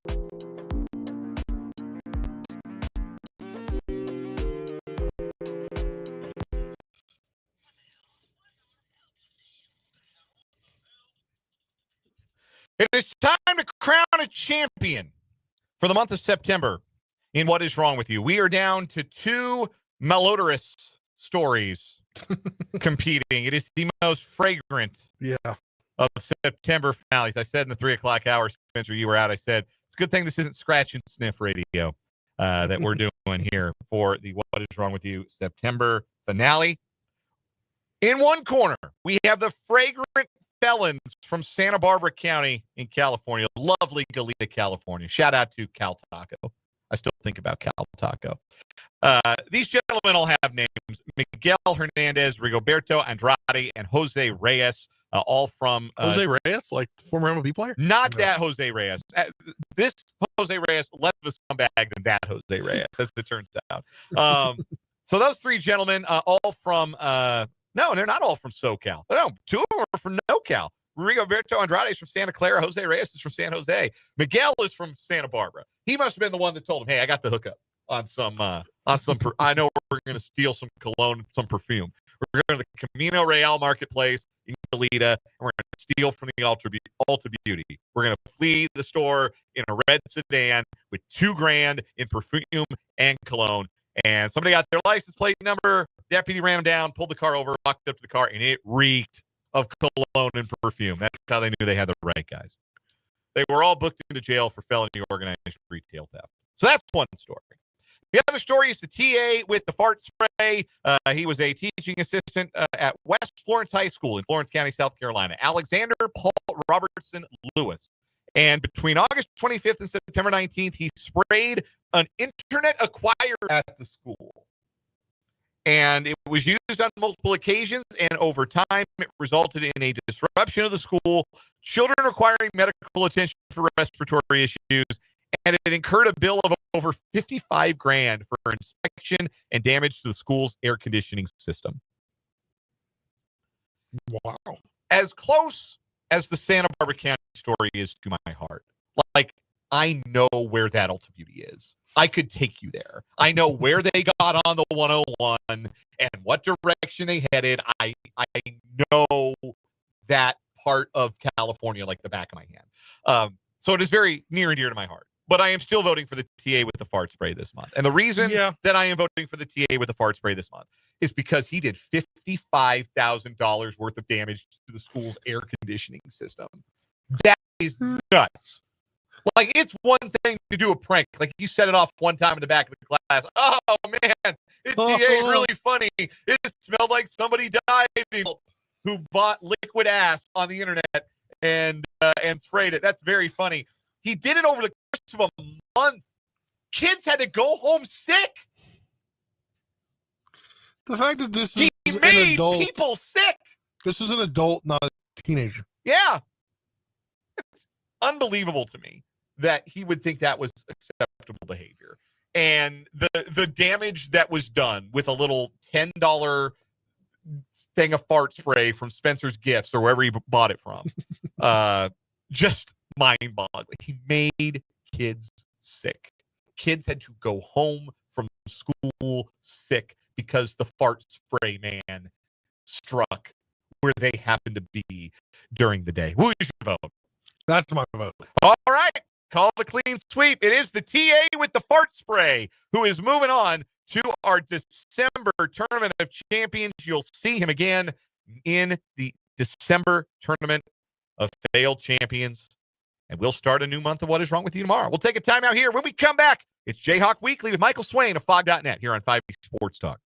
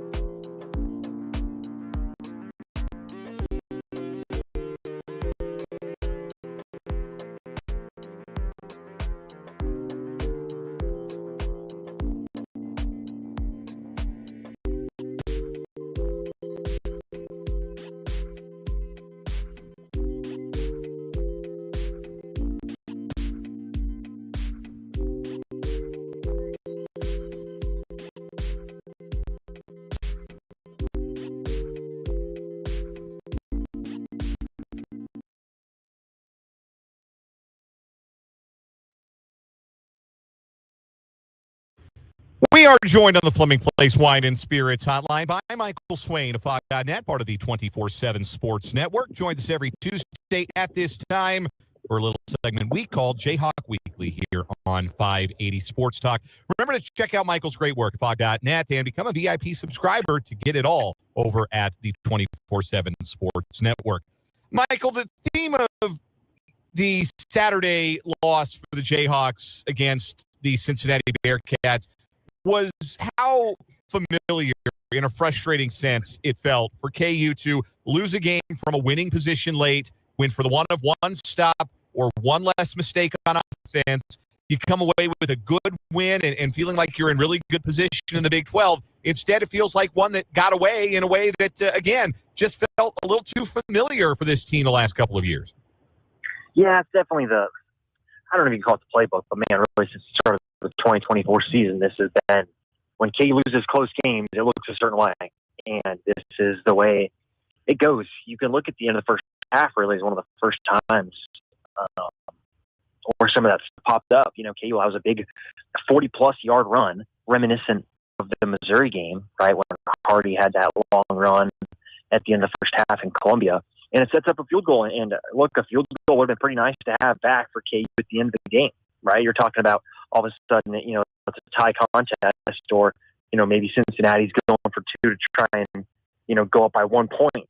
But it's a situation where KU just bleeds points at the end of the first half. And you put that in contrast to the week prior against West Virginia, where KU in the middle eight outscored them 17-0. Yeah, West Virginia stinks, and Cincinnati's a lot better. But KU's execution in that game was spot on, and you can look really at the long run that Cincinnati had, and it's a light box. They take advantage of it. KU plays soft, and they make it, you know, breaks some tackles, and all of a sudden flips the field. And then you go late in the game, you know, there's a close what-if play with Trey Lathan and the interception that hits right off his hands. And, you know, at the end of the day, it's a all too familiar ending for KU football recently. And, you know, it's one of those things where I can put this in context for you and say, hey, man, you know, KU is in these games. They are a couple plays away from over the last couple of years of potentially having consistent 8-9 win seasons. But then at the end of the day, you easily could go back and say, man, KU's consistently coming up short. And it's not like KU's not working on it. They're working on it in practice. They practice it to death. But when those big moments are coming, they are not answering the call. It's never just one thing, and certainly maybe the biggest reason for it is that Cincinnati's offense is better than West Virginia's offense at this stage of things. But what do you most attribute the defensive struggles to? They gave up 603 yards. Is it any one thing that you point to that had a greater impact, whether it was something Cincinnati was doing, something Kansas was not doing, the ejection of Bengali Kamara? What would you say was maybe the biggest reason why it felt like KU's defense took such a step back? Yeah, it's a mixture of things. You know, I think for KU right now, the secondary is so young. And yes, KU's got Lyric Rawls, who's been around the block playing. KU's got, you know, DJ Graham. But at the end of the day, you've got a first-year starter in Taylor Davis. You got a first-year starter in Jalen Todd. And Austin Alexander's a first-year contributor, and he's playing just as much as DJ Graham is. So you've got some young players there. And you need the defensive line to be what it was against West Virginia, even against, you know, Missouri. If KU hadn't been on the field for as many plays because of the fumble in the second quarter and some of the stuff in the second half, like, KU's defensive line against Missouri made some good plays. And this was a combination of Cincinnati having a really good offensive line, having a mobile quarterback who can mitigate some of the stuff KU might try and do. And when KU gets pressure, he can move around and make good throws. And it was just a culmination of a few things. If KU's defensive line not being able to get pressure, so Sorsby had time. And KU's defensive backs just had a really rough game. You know, I don't remember KU's safeties having as poor a game in pass coverage as they did on Saturday in a very, very long time. You know, someone like Lyric Rawls, I think, was targeted 8 times. He allowed 8 catches for 125 yards. You know, and that's basically a third of Cincinnati's production coming from them targeting one player. So it's just one of those where KU, the book is out, right? If you want to move the ball in KU, attack through the air, and that was the case against Missouri. At the time, you thought, hey man, you know, Missouri's wide receivers are legit. Pavula is good.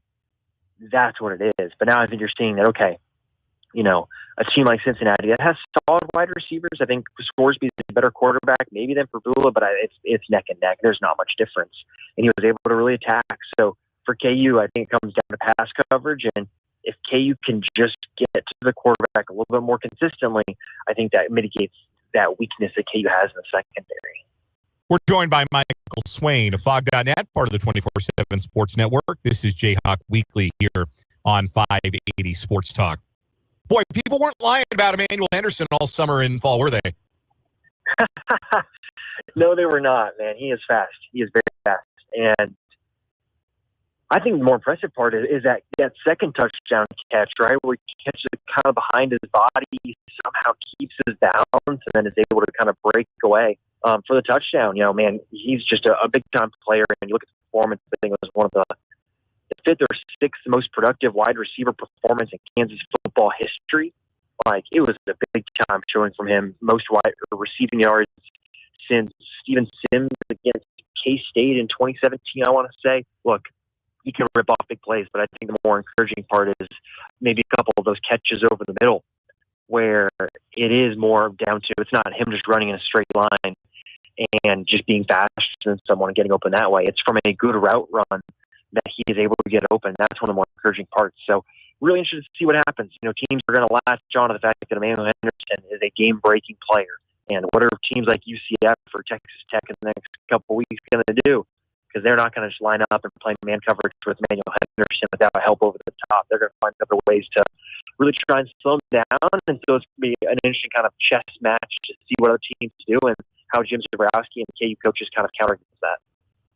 The explosive play ability was certainly there for Kansas, but even in the West Virginia game, they have struggled a little bit to have consistent success running the ball, put together those 10, 11, 12, 13 play kind of drives that would have maybe been beneficial in a sense that it would have kept the KU defense off the field for a little longer on Saturday, giving them a bit of a breather. Why do you think KU hasn't been able to consistently drive the ball for those lengthy drives? And is that a consequence of maybe missing the element that Daniel Highshaw brings to the offense? Or are there some other things that are keeping the running game from getting going in such a way that's going to be conducive for KU to be able to do that? Yeah, I definitely don't think it's Highshaw because he wasn't running the ball well when he was out there, And so I think this has been an issue that KU's had since really week 2. You can go against Wagner, sure, the numbers look good at the end of the day, but if you watch the game, like, there's just something that has been missing. And you go look at Missouri, and KU really did not run the ball at all, right? The worst rushing performance Kansas has had under Lance Blackwell. You look at on Saturday, sure, KU ends up with 140-something yards. But if you watch the game, you see that KU got most of those yards on some scrambles from Jalen Daniels and from 2 kind of explosive runs from LeSean Williams. And so the down-to-down consistency just hasn't been there. And even with that, the pops that KU's getting are 15-yard runs. They're not the 75-yard game breakers from Devin Neal. They're not 25, 30-yard field flippers that you've seen in the past. And so I think it comes down to a couple things. I think KU's offensive line is struggling to create a lot of holes. I think the tight ends have really struggled in the run blocking department, where if you go back and look at some plays, if you're watching the game live, you may think, oh, man, KU's offensive line isn't doing it. Well, the guy that makes the tackle might actually be coming from the edge where a tight end has missed a block or gets beat. So I think KU's just got to figure out ways to get more holes, because the 2-3 times that LeSean Williams had room to run, man, he turned those into some pretty good games. It's just a question of how consistently are you able to do that. And right now, it's just not happening enough. And for KU to be the consistent team it wants to be, and this is going to show up too, maybe we'll talk about it, but in the red zone as well, KU cannot punch the ball in right now. They can't. And that's why you're seeing KU try and get tricky with Cole Ballard or Isaiah Marshall or Jalen Daniels running. Point of attack to create a hole where a guy can go just breeze into the end zone. So it's a big issue. It really is. And it may not be getting talked about enough, in my opinion, just because of the fact that the offense is still putting up points and the passing attack is going well. But it is covering up one of these issues that later in the year, you always hear about, as the weather gets colder, as the wind starts to whip, you got to be able to run the ball to control the clock, to control games, and to really, really be efficient. So I think it's a big issue for KU that they've really got to figure out how to fix here in the kind of second half of the season. Michael Swain is our guest, joining us on the Fleming Place Wine and Spirits Hotline. This is Jayhawk Weekly on 580 Sports Talk. The trip to Orlando this Saturday for KU, they'll take on a UCF team that was just in the Sunflower State, dropped a 14-point decision to Kansas State. Felt like a get-right game for the Wildcats, and if that team was able to get right against you, that doesn't say a whole lot about where UCF is. They were riding high coming off their big win over North Carolina, but put kind of back into their place in the Big 12 a little bit by K-State. When you evaluate this matchup, what do you think is the biggest try and get back on the winning track on the road? Yeah, I think it goes back to I think generally the trenches, but I think we can talk mostly about the defensive line. Because, look, KU's offense is going to put up points. We've seen it enough of these games, right? Against Missouri, KU puts up points. Against Cincinnati, KU did it. Against West Virginia, which has a good defense, right? They did it. It comes down to defense. Can KU get stops to win the game? And I look at this defensive line for KU against the Cincinnati or the UCF offensive line. From what I've seen so far, it's an inconsistent offensive line. They have good moments, they're on good drives, but over the course of the game, it has not been super consistent. So this is the type of game where KU's defensive line has to use those multiple fronts. They've got to have their players play well. And if KU can really get after the quarterback, whether that's Brown, Jackson, or the other guy, of course, his name slips me now. If they can get pressure on them, then you feel a lot better, right? Because you look at what UCF can do on the outside. They've got some really, really tall wide receivers, physical players, guys that are going to be really hard to cover because of just the prowess that they bring in, the length that they have. So KU's going to have to get after the quarterback, and they're going to have to really slow down Miles Montgomery. He's going to be one of the better running backs KU's going to play this year. And he had a good game against K-State and has had some good performances while playing for UCF. So I think it comes down to the defensive line for KU and really the front six. Can they get back to what they showed against West Virginia, to what they did against Missouri, to what they've done for the season until the game against Cincinnati? If they do, I feel pretty good about KU's chances of winning the game. But if all of a sudden it's another game where KU only gets 3 tackles for loss and only a couple quarterback pressures, you feel pretty concerned about where things are trending, because that means you're in another shootout, and that means that the ability to consistently stop other teams isn't there. And it's really hard to win games in the Big 12 on a consistent basis when you're not doing both of those things in offense. Lastly, let's pivot again to basketball. Taylon Kinney has not signed on the dotted line, but he's committed to play at Kansas. Big get for Bill Self out of the high school ranks for the class of 2026. Couple more big announcements coming up that involve KU, could potentially swing KU's way, including tomorrow, where 4-star small forward Trent Perry is set to announce his choice. He's down to KU, Maryland, and TCU. If he puts on the Jayhawk cap, or however he chooses to announce his commitment one way or another to Bill Self's roster in that class of 26. Yeah, I think he's a developmental guy, right? He's someone that I think as a freshman you probably wouldn't expect a ton from, but man, he's got some really good upside. Super long player, right? Less than 6'4", but man, you look what KU's done on the wing. It's adding athletes, right? He's Calderon last year, tall, long, athletic. Perry's 6'4", more Christian Brown type of height, but man, great length, great athleticism.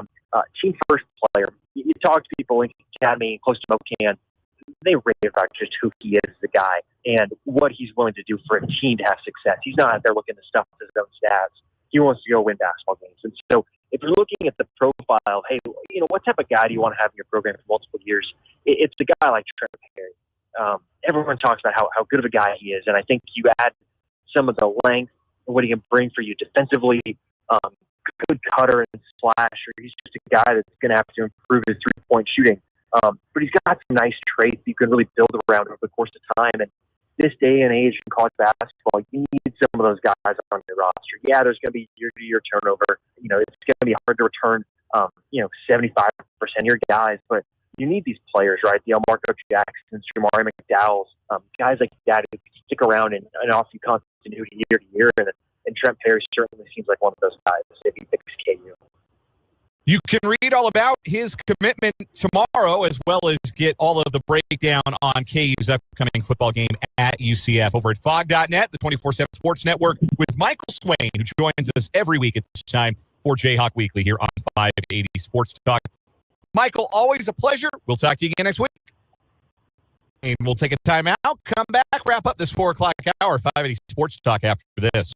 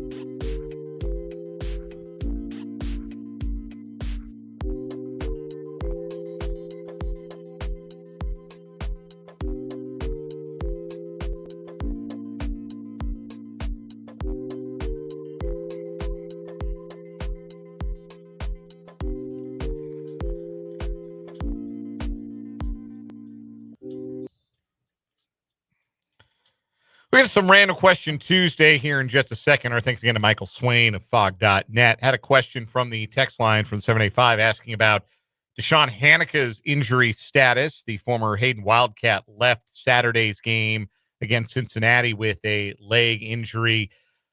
Coaches are usually pretty loath to provide in-depth injury updates. Our first real indication of whether or not he'll be available for Saturday will come tomorrow night. Around 9 p.m. That's when we'll get the first player activity report or availability report. Yeah, availability from the Big 12. So we'll know tomorrow night kind of where that's trending when KU and UCF both release their first reports of the week.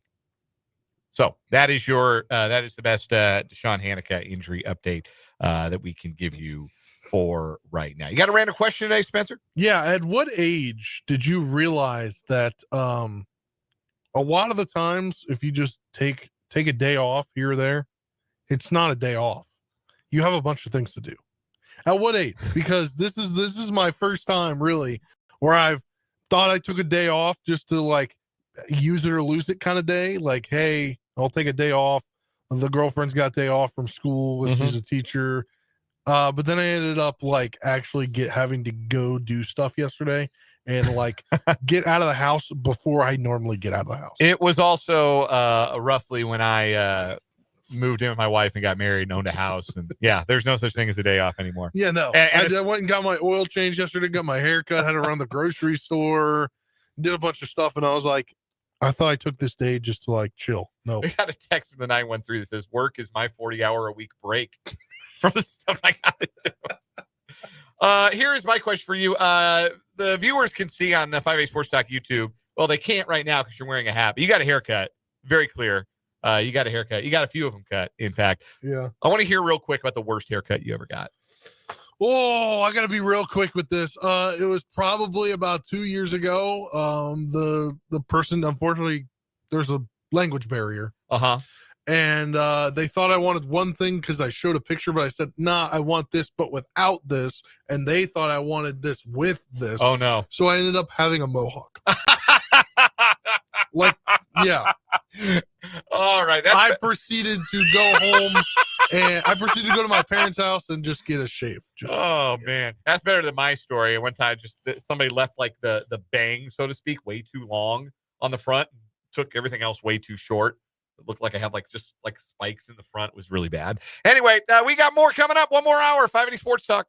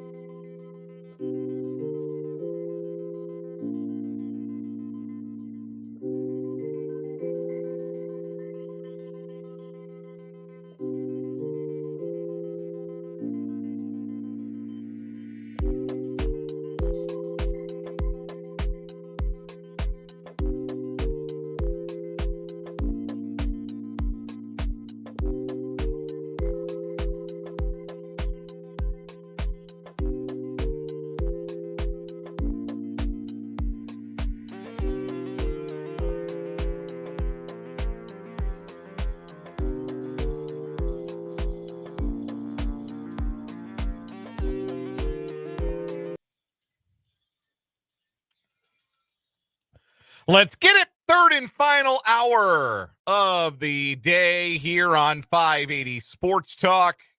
So glad you're with us. Dan Lucero, Spencer Dupuis hanging out with you for one more hour here on the Sports Voice of Kansas. 580 WIBW, FM 104.9, online at 580WIBW.com, and in living color on our YouTube channel, 580 Sports Talk, our Facebook page, WIBW News. Thanks for being here. Appreciate you hanging out with us on this Tuesday. If you missed any part of the first 2 hours or any hour of any day ever on 580 Sports Talk, and that's just not acceptable to you, and you have to hear what we have to say, you want to catch up with us, you can do so via the podcast route on our website, 580WIBW.com. There's a podcast page. You can also find us on Spotify. Search 580 Sports Talk, and you can listen to us in your Spotify app. You can subscribe or follow us. You should do that. So then you get it on your little Spotify menu. When Yeah. you pop up.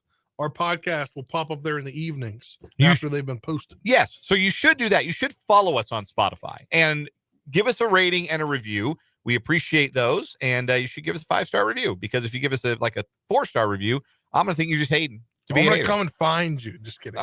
That's extreme.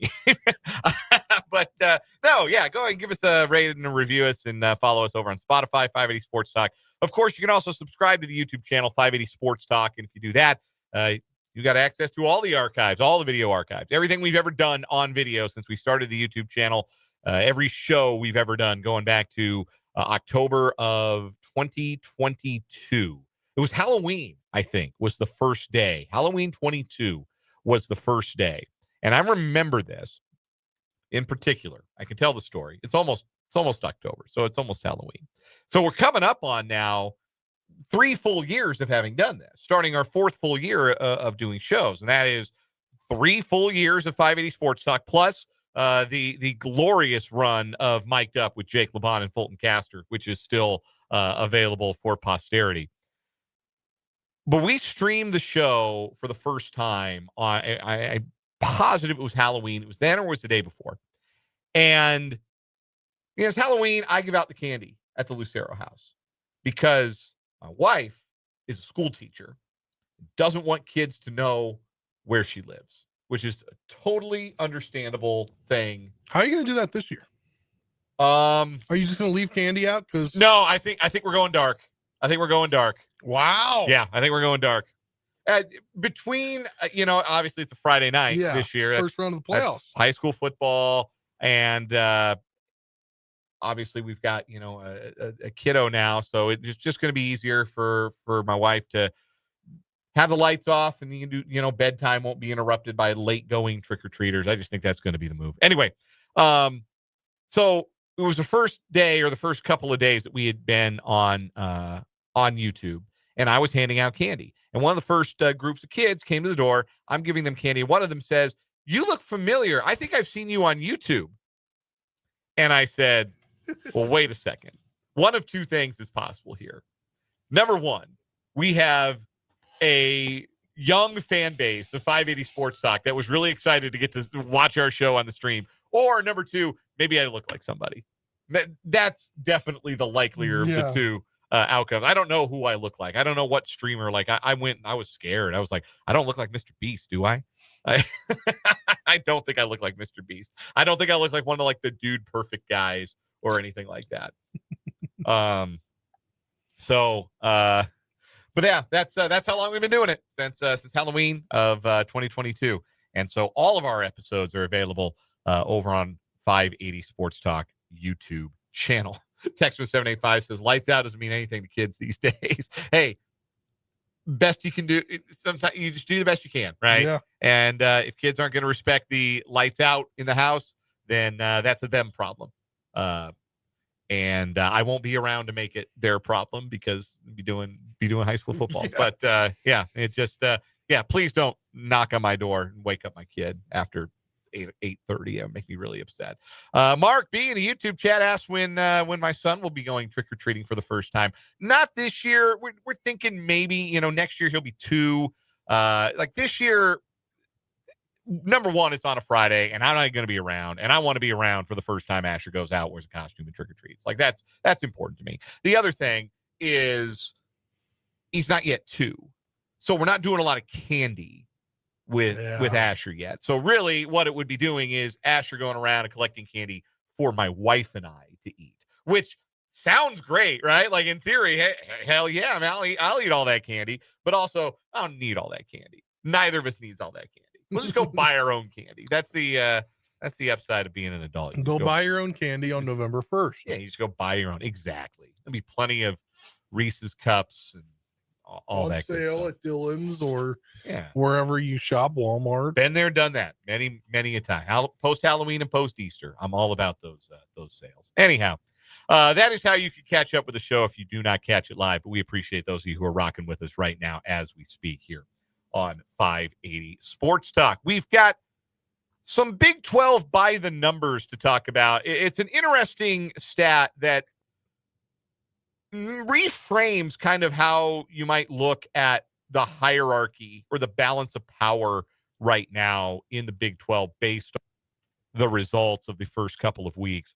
And a thought that I had last night watching a total system meltdown from the Cincinnati Bengals and how fleeting success can be in the National Football League. We'll get to all of that later on this hour. Again, want to hear from you in the live chat on YouTube, or you can text the program 785-272-9429. We're happy to hear from you however you would like to make your voice heard on the program. 785-272-9429 is the text line. And again, 580 Sports Talk, the YouTube channel with the live chat running throughout the live show. But let's get to some headlines, shall we? And we began today in our 580 Sports Talk headlines. We'll split the baby here. There's some recognition for both KU and K-State players this week. I'll take one, you take the other. We'll start with Jalen Daniels. And he is one of 67 nominees for the 9th annual Jason Witten Collegiate Man of the Year, which is awarded to honor exemplary leadership by a college player. Did you know Jason Witten had an award named after himself? I did not. I did not know that either. I do not know why it is Jason Witten, whose name is attached to this award, but he presents it every April, apparently. Last year, it was a gentleman named JJ Weaver, who played at Kentucky. The award was started by Jason Witten, essentially. 9th annual. Yeah, so this is the 9th time they've given it away. I'm trying to find some information for you. So I'm looking at the website. JasonWitten82.com/award is where you can find some information about the award. Past winners have included Sam Ehlinger, the quarterback from Texas, Shaquem Griffin, the UCF linebacker who had just one hand, was the first winner of the award. The award honors the type of exemplary character and commitment to community, family, and teammates demonstrated by Jason Witten, the 2012 NFL Walter Payton Man of the Year, and one of the most prominent role models in the game. I did not realize that about Jason Witten during his career, that he was that highly regarded. Then again, you have to consider that bit of rhetorical flourish is coming from Jason Witten's official website. So I was going to say that. And it also links to the place where he is currently the head coach in Texas at Liberty Christian. yeah, he's coaching high school football down there. Like, this is not me trying to say that Jason Witten's secretly a bad guy or whatever. I just didn't really know of the existence of this award, and it feels like every year it kind of pops up. Anyway, I have a quick theory, real quick, just like 5 seconds. I think so. He won the 2012 Walter Payton Man of the Year award, and this is the 9th annual. Yeah, so 2016. I think he made this had something to do with him putting some money into something for his foundation, and it goes back to him winning the Walter Payton Man of the Year award. Yeah, probably. Anyway, 67 nominees for the award. One of them is Jalen Daniels. The members of the watch list have all demonstrated a record of leadership by exhibiting exceptional courage, integrity, and sportsmanship, both on and off the field. So a very cool honor to be considered for, and Jalen Daniels, one of 67 nominees for the Jason Witten Collegiate Man of the Year. Next headline, Spencer. Yeah, on the K-State side, one day after being named to Ray's 8 list, Kansas State sophomore punter Simon McClannon was chosen as the best of the group by being named the Ray Guy Award Punter of the Week. the awards organization announced today. He averaged 51 yards on his 4 punt attempts last week against UCF. As 3 of his 4 punts were at least 45 yards, none were returned. All 4 resulted in the Knights beginning their drive inside their own 20-yard line. His efforts included a career-long 65-yard punt, which was longest by the Wildcats in 2 seasons. So it's cool honor for McClannon. He's an Omaha kid. I did not think McClannon was particularly good last season, and I did not think he was particularly good early in this season, but he has been very good the last couple of K-State games. He was excellent against UCF. And again, just it feels so far this season with this 2-3 start like a lot of standards have slipped to Kansas State. One of the standards that feels like it has slipped a little bit over the last couple of years has been the special teams standard. It is undeniable. But we're starting to see some flashes. And we saw Bryce Nornberg take the kickback for a touchdown against Army. Here's Simon McClannon winning the punter of the week. Special teams starting to stir up the echoes a little bit. Yeah. So that's good to see. It's good work for McClannon. And yeah, just a sophomore. So continued improvement with that, helping to flip the field on a couple of occasions. It was a really good game for Simon McClannon, and long may that continue. Next headline for me, we'll stay in the Big 12. The conference has fined Colorado $50,000 and publicly reprimanded the school after a derogatory chant from Buffs fans targeted the Church of Jesus Christ of Latter-day Saints during Saturday's football game against BYU. The chants, which you can probably guess, were 3 words long. The last 2 of them were the Mormons, and the first of them I can't say on the radio, but it starts with an F. Those chants were heard from the student section during BYU's 24-21 win in Boulder on Saturday night. In a statement, League Commissioner Brett Yormark said, quote, "Hateful and discriminatory language has no home in the Big 12 Conference. While we appreciate Colorado apologizing for the chants that occurred in the stands during Saturday's game, the Big 12 maintains zero tolerance for such behavior." Deion Sanders apologized on behalf of the athletic department during his Tuesday press conference, saying, quote, "That's not indicative of who we are." I actually love this whole quote. This is very funny. I wish I had the audio of this. I just played Deion saying this because Deion saying it's going to be funnier than me saying it. "Our student body, our kids are phenomenal. So don't indict us just based on a group of young kids that probably was intoxicated and high simultaneously. Maybe I shouldn't have said that as well, but the truth is going to make you free. But BYU, we love you, we appreciate you, and we support you." Yeah, he's probably right about those kids. Like, keeping it a buck, like knowing what I know. Yeah. Knowing what I know about Boulder. Knowing what I know about the University of Colorado. The state of Colorado. Knowing what I know about the state of Colorado. Knowing what I know about Folsom Field. It is. And people have stories. Older K-State fans who remember going there every other year in the old Big 8 and Big 12. KU fans who remember going there every other year in the old Big 8 and Big 12.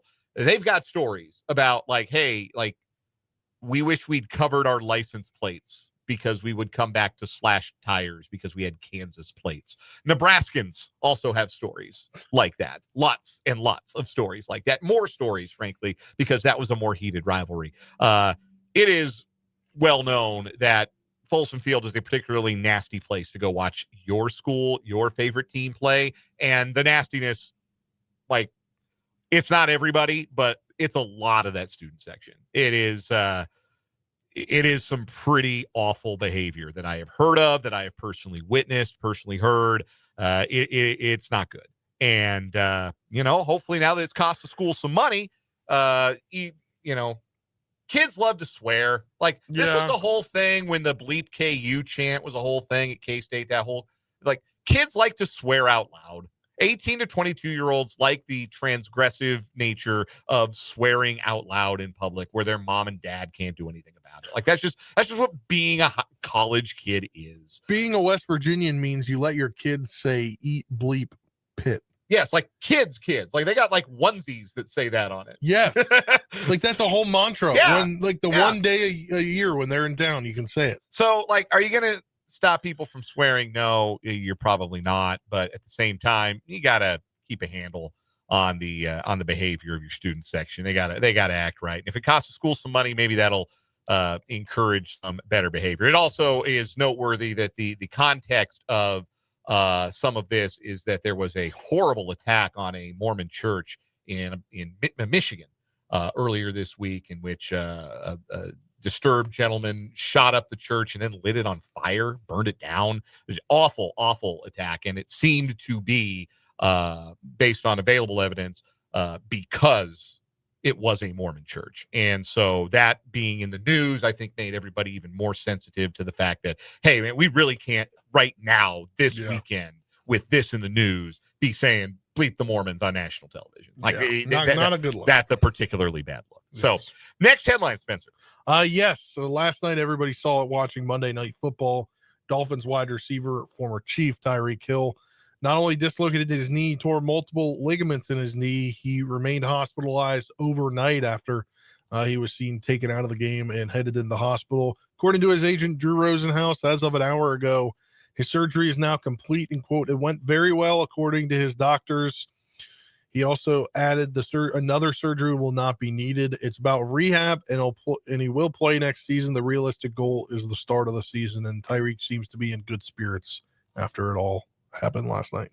So I did not see the play in question. Not great. I saw it. Not great. I didn't watch a second of Miami, New York. I got better things to do with my life than that. But I heard about it, and hearing about the nature of the injury meant that it was not one I was going to go seek out the replay of. I don't need to see those kinds of things.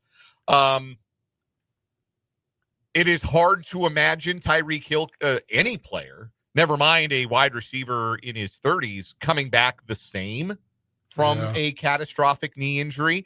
It does sound like he came through the injury about as well as possible, but it's still a pretty bad injury. It's going to be a very long road to recovery for Tyreek Hill. Miami did get a win. They're into the win column, 27-21. They beat the Jets, but any hope for a realistic bounce back for this season probably rode off the field on that card along with Tyreek Hill, because he was still their best offensive player, their best offensive weapon. Next headline for me, let's go to Major League Baseball, where we have had several managerial changes in the last 48 hours following the end of the regular season. The latest one announced today, the Los Angeles Angels announcing that Ron Washington will not return as the manager in 2026. He missed more than half of the season after he underwent quadruple bypass heart surgery, and the team formalized that he would not be returning for 2026. They will also not be extending an offer of the job to the interim manager, Ray Montgomery. So the Angels will be looking for their sixth manager in 9 years. Washington managed the club for the last season and a half before the surgery. He turned 74 in April and was the oldest manager in the majors last season. Speaking of older managers, Bruce Bochy won't be returning in Texas, not just 2 years after leading them to the World Series championship that had long eluded that franchise. It is a mutual parting of ways. The Rangers announced that they would offer him an opportunity to stay in the front office. That opportunity is not guaranteed to be accepted because his old team has a managerial vacancy. Bob Melvin was fired by the San Francisco Giants after 2 seasons of almost exactly 500 ball. The Giants went 161 and 163 in Melvin's 2 years at the helm, including exactly 81 and 81 this year. Minnesota Twins are also looking for a new manager. They fired Rocco Baldelli after 7 seasons at the helm. Certainly can't blame him for what happened to the Twins this season. He didn't botch the sale of the team and then decide to trade all his expensive players, and he didn't decide not to spend any money on the team in the offseason in the first place because they thought the team was going to be sold. And none of that is his fault, but somebody's got to wear the goat horns, and Rocco Baldelli is that man. So he is fired by the Twins after 7 seasons. The Pirates will maintain their interim manager, Don Kelly. They're going to move forward with him as the manager after he had replaced the fired, who was their manager? I was about to say Brandon Hyde, but I had the wrong team. Brandon Hyde was fired by the Orioles. We don't know yet what the Orioles are going to do. Derek Shelton was the Pirates manager that got fired. Yes. So Don Kelly's going to stay around. No word if Tony Mansolino, who was the interim in Baltimore, will get that job. Still no word from the worst team in baseball, the Colorado Rockies, on their interim manager, Warren Schaefer, or their embattled general manager, Bill Schmidt. I would say more about that, but it would all be swearing, and we have to cut it, and we get a hefty FCC fine. Anyway, let's talk about happier baseball things, shall we? Should we hit it? Should we bring it back? It's time for the 580 Sports Talk Playoff Roundup. There it is! Oh, man, Let's go! those bullwhips never sounded so good. A playoff roundup is back for the Major League Baseball postseason. 2 games are in the books. Hope you don't like scoring. They were both low-scoring affairs. The Detroit Tigers defeated the Cleveland Guardians 2-1 in Game 1 of that best-of-3, as the Guardians only hit 4 balls out of the infield in the entire game. Tarek Skubal with 14 strikeouts in 7 2/3 innings, tying a single-game playoff franchise record. The Detroit bullpen took it from there. The only run Cleveland scored was on 2 balls that didn't leave the infield. They are really playing to type. It is not like mean or untrue to say that it's probably the worst lineup to ever make the playoffs. At least in the modern era. Like, it's really bad. And they only mustered 1 run today. Detroit could only manage 2 against Gavin Williams and company for Cleveland, but that was enough. Detroit takes a 1-0 series lead in that best-of-3. Game 2 was in the National League. It saw the Chicago Cubs defeat the San Diego Padres 3-1. Back-to-back home runs by Seiya Suzuki and Carson Kelly off of Nick Pivetta in the 5th inning provided the difference. The Cubs were able to scratch out an insurance run in the 8th inning. The Cubs bullpen with 4 2/3 no-hit innings in relief of Matthew Boyd to secure the victory as the Cubs at Wrigley Field take home the 3-1 win and a 1-0 series lead. They are underway at Yankee Stadium between those 2 eternal rivals, the Yankees and the Red Sox, in another American League Wild Card Series. That game is scoreless going to the bottom of the 2nd. Couple of ace lefties on the mound. Max Fried for the Yankees, Garrett Crochet for the Red Sox. Max Fried won 19 games this year. Did you know that? I did not. I was going through the league leaders. Something I like to do at the end of every year is I go through Baseball Reference and I look at every team's Baseball Reference page to see who had a good year, who wasn't very good, who led the league and stuff. And it's something that is fun to do. Max Fried won 19 games. No 20-game winners in Major League Baseball this year. Max Fried won 19. Garrett Crochet and Carlos Rodon won 18. Freddie Peralta led the National League for the Brewers with 17 wins. Here's a little trivia for you. I'm going to give you I'm going to give you 12 names, and I want you to tell me what they have in common. 12 names. Okay. Tanner Bybee, Garrett Crochet, Nathan Eovaldi, Kevin Gausman, Tarek Skubal, Andrew Abbott, Sonny Gray, Hunter Green, Michael King, Nick Lodolo, it's going to be 13 names, sorry, David Peterson, Eric Fetty, and Stephen Kolek. 13 names. What do those gentlemen, besides being pitchers, what do they have in common? They all finished with an ERA under 275? No, not quite. All of those guys, except for Fetty, had pretty good years. But well, that's what threw me is because Fetty got cut this year, right? Yeah, he pitched for 3 different teams. Yeah. Him and Kolek were the only pitchers on this list to not finish the year with the same team they started with. So it's not that. It's not ERA. Is it I don't know. I'm trying to think of Kolek because because it throws you off because these are all big names, right? Crochet, Gausman, Skubal, Abbott was an all-star. It's Hunter Green strikeouts per 9 or something. Nope. Those are the 13 pitchers in Major League Baseball this year that threw a complete game shutout. Oh, wow. That's it. That's the list. None of them had more than one. Yeah, I think the one that Eric Fetty was against the Nationals. That's the list. 13 complete game shutouts in Major League Baseball this year. Why baseball? Why do you have to go this way? What happened to the game I love? Yes, what happened to guys going deep?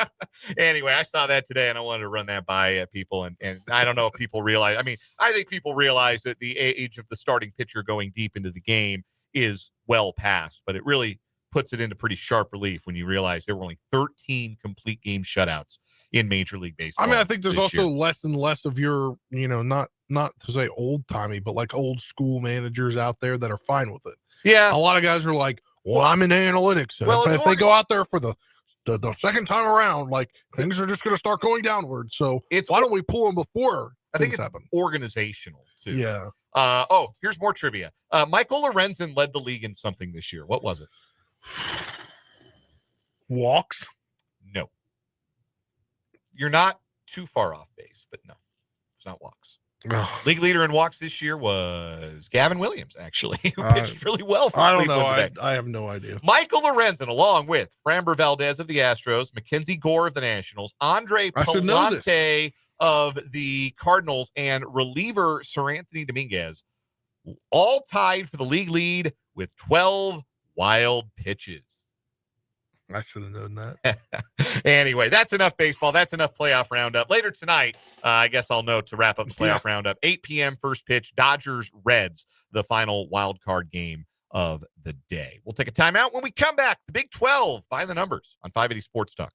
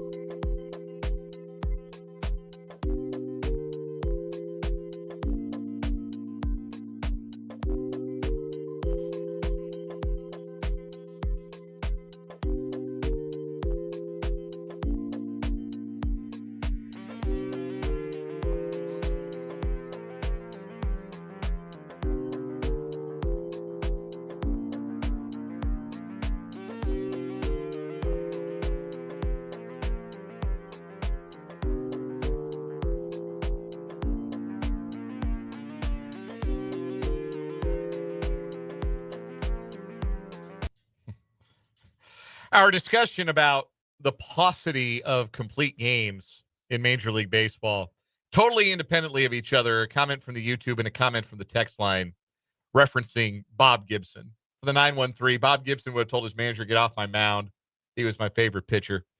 Mark B in the YouTube comment said, imagine Johnny Keane giving Bob Gibson the ball, saying, give me 6 good ones. Gibson would have beamed him on the way back to the dugout. Flip side, if Bob Gibson only needed to throw 6 innings instead of feeling like he needed to go 9, imagine how much he could have spun his slider.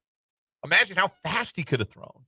He was emptying the chamber with every pitch. That's, imagine how many more he could have struck out. Imagine how much lower that ERA could have been in 1968 if he only had to pitch 200 innings instead of, he threw about 300 that year. The lowest single season ERA in the modern era of Major League Baseball. I used to know it by heart.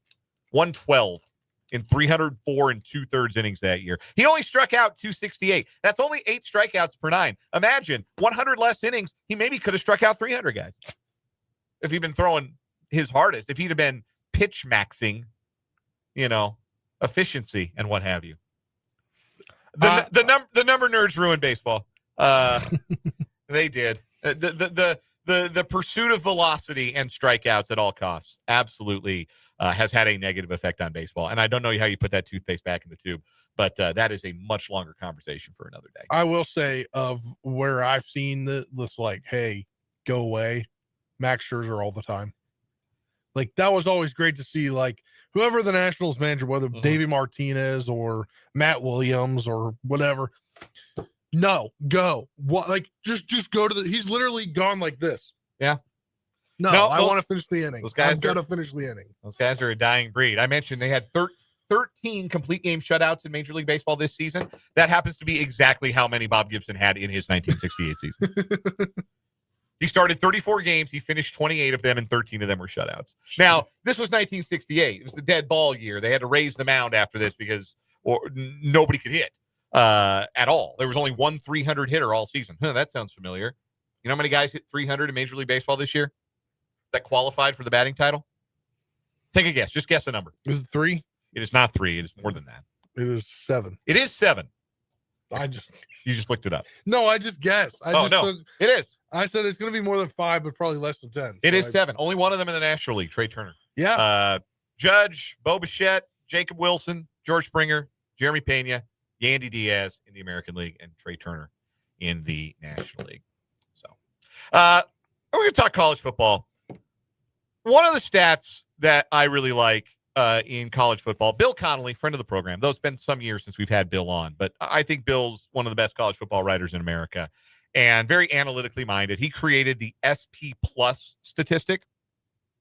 And what SP Plus is it's a tempo and opponent adjusted measure of college football efficiency. And I know that's going to make your eyes roll back in your head if you're not analytically inclined. But why would you adjust for tempo? Because not everybody plays as fast, so you don't have as many snaps. So like, you gained a bunch of yards. Well, you played 80 snaps of offense. Oh, you gave up a bunch of yards. Well, you had to play 80 snaps on defense. You didn't give as many snaps if the tempo was slower, and you only played 60 snaps on either side of the ball. So you take tempo out. You obviously adjust for opponent because the college football universe is a lot larger than the NFL universe. So it's more important that we adjust for opponent.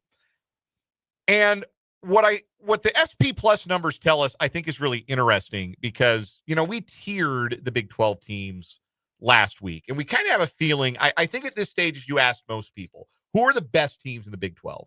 I think you would get Texas Tech. I think you would get Iowa State. I think all your respondents would give you, like, okay, who are the big dogs? Who you consider the heavy hitters in the league? I think everybody you ask, like if this were a Family Feud style board, I think everybody you ask would give you Texas Tech, and everybody you ask would probably give you Iowa State. I think most people would give you Arizona State at this stage because they won the league last year. You're coming off the big win over TCU. So I think those are the teams that most people consider to be like the bullies on the Big 12 block. And then the next tier beyond that probably includes, in some order, TCU, BYU at this stage, Utah probably as well. Well, looking at the SP Plus numbers, it is not big dogs, plural. It is big dogs, singular. Texas Tech is 5th in the country in SP Plus. They are up there with Oregon, Ohio State, Indiana, Penn State, 1 through 4. And they're ahead of Tennessee, Missouri, Ole Miss, Oklahoma, Alabama, rounding out the top 10. That's how convincing Texas Tech has been this year. They're 3rd in offense, 20th in defense, 16th in special teams. Texas Tech's been really, really good. You have to go all the way down to 18 to find another Big 12 team. That's where you find Utah. Utah still being that high after that unconvincing performance against Texas Tech. Then you have BYU at 21. Iowa State is 26th. They're only 45th in SP Plus offense. The tempo-free numbers, not really convinced with Iowa State's offense. But then you get TCU at 28. KU slides in at number 33. So according to SP Plus, KU's 6th best team in the conference so far. After them, Arizona State is 36th. And this has to do with the fact that they seem to only want to play one half of football per game, which is a habit they ought to break probably in a hurry. It's working for them, but it would behoove them to, show up for a first 30 minutes every here and there. Cincinnati is 39th. My preconceived notions about Cincinnati were I didn't think Brendan Sorsby was quite this good, and I didn't think a team coached by Scott Satterfield would actually be serious. So far, they feel pretty serious. We will be monitoring Cincinnati with a little bit less jaundice in our eyes moving forward, at least until they lose a game that they have no business losing, which, again, has been Scott Satterfield's stock and trade for some time. UCF is 43rd. That blew me away, that UCF would rank as that 9th best team in the Big 12. through the first 5 weeks of action, 6 weeks of action. Arizona 49, Houston 51, Baylor 55th. Most of that is defense. Baylor's defense is an abomination. They are 86th in SP plus defense. 86th. Give you an idea of the company they keep. That's 5 spots lower than Rutgers. So, like, that's the kind of company Baylor's defense is keeping. Again, very funny in the context of defense supposed to be their thing because Dave Aranda's their coach. 1 spot below Baylor is K-State. Then Colorado 59th, West Virginia and Oklahoma State in the toilet. West Virginia 83rd. Oklahoma State is the lowest ranked, unless I'm missing somebody. They're the lowest ranked Power 5 team in SP+. They are 103rd in the country. Yeah, Stanford's got 2 wins. Stanford's comfortably ahead of them. Oklahoma State is 1 spot below the Tulsa team that beat them and 1 spot ahead of an 0-5 Oregon State team. That's how bad Oklahoma State is. But anyway, so I think most people would be able to pretty correctly identify the worst teams in the league. That's not a surprise. There's a pretty big gap between the bottom of the league and the middle tier of the league. In the top tier of the league right now, it might be Tech that far ahead of everybody. But again, this is all based upon what we have seen so far this year. And I think based on the first 5 games worth of evidence, it is probably fair to consider Kansas State in the lower half. In fact, they would be 12th best team in the Big 12 based on the SP Plus rankings. I think that's probably a reasonable conclusion to draw based on what we've seen. So the question for K-State moving forward, of course, is, are they the team with the offensive promise and the defensive ability to turn teams over that we saw on Saturday against UCF that we really haven't seen all last year? If they're a different team moving forward, eventually the analytics and the stats will reflect that, but it frames things a little differently in how they might fare in their upcoming schedule. They are at Baylor. The rankings here suggest that's a pretty even matchup. I think a lot of people, and I think Las Vegas, feels like Baylor's got a significant edge. Baylor opened as a 7.5-point favorite. I haven't seen what happened to that line, but I know Baylor opened as a consensus touchdown favorite over K-State. If you think K-State's the team from before the bye, it's probably about right. If you think K-State's a reborn team with a healthy Dylan Edwards and a healthy Gunnar Maldonado, and they can get some further things cleaned up on the way to Waco this week, then you're probably slamming K-State to cover that line. KU 33rd, I thought was interesting too, because that puts KU above an Arizona State team that we all think that, well, that's a bona fide Big 12 contender. But KU's outperformed Arizona State today, even though they've got 2 losses to Arizona State's 1. But, we probably think KU should handle UCF this week, maybe comfortably. But UCF 43rd in these rankings. KU's only a 1.5 favorite, according to those numbers, going to Orlando this week. So just a different way of looking at things. And I think the conclusions that I drew from looking at these numbers, number one, maybe we're overrating Arizona State and we're a little too quick to throw Utah out with the bathwater. Kansas State, I think what you want to see, you're either seeing with your eyes or you're seeing them with your heart right now. And if you're seeing with your heart, you think that they can be that team that they were against UCF moving forward. And if you're seeing them with your eyes, you think they probably still have a ways to go to get there. And the game against Baylor this Saturday is going to tell us a lot. We'll take a break. When we come back, success in the NFL is so fleeting. And we'll talk about the example that proves that we saw on display on Monday Night Football last night when we come back.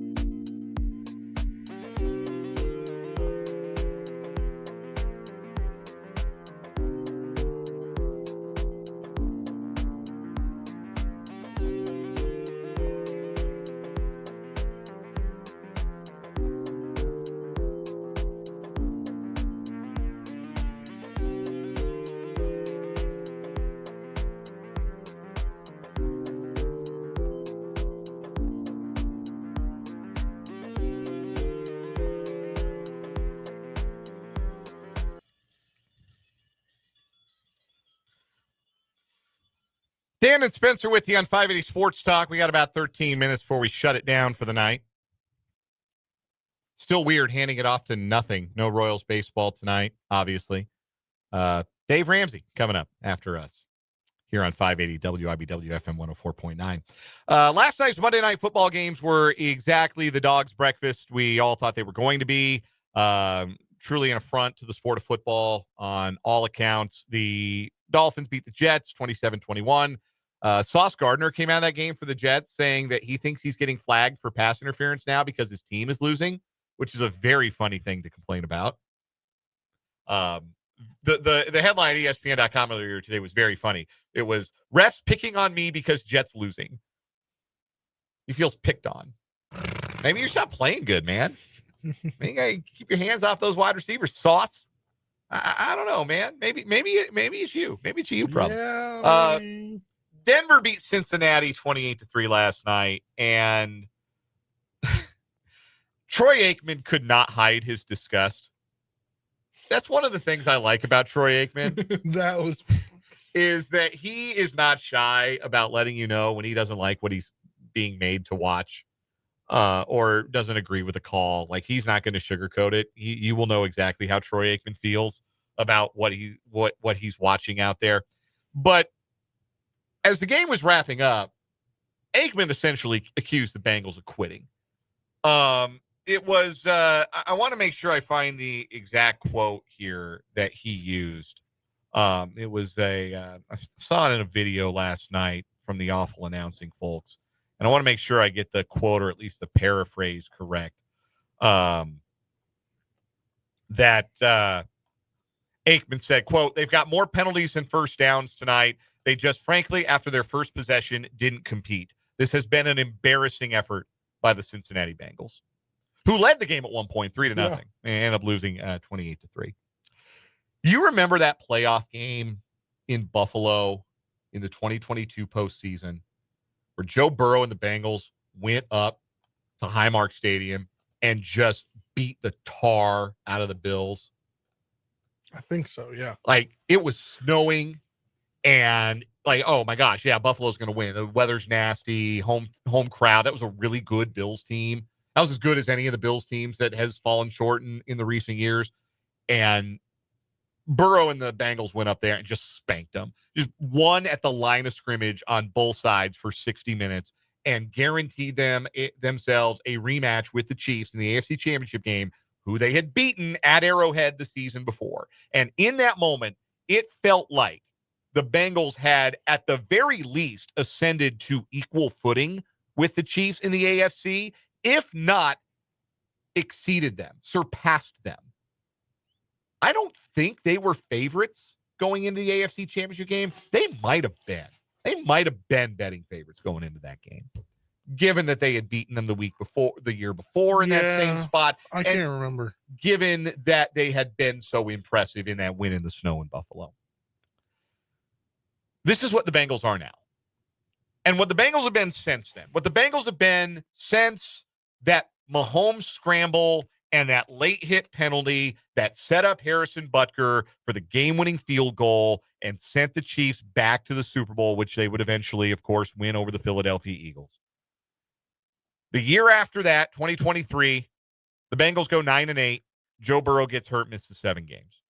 Last year, the Bengals go 9-8, even with a healthy Joe Burrow throwing for 4,900 yards and 43 touchdowns, because they put out the worst defense in the history of mankind, or at least one of the worst defenses in franchise history. And here they are, 2-2. Burrow's out again, maybe for the season.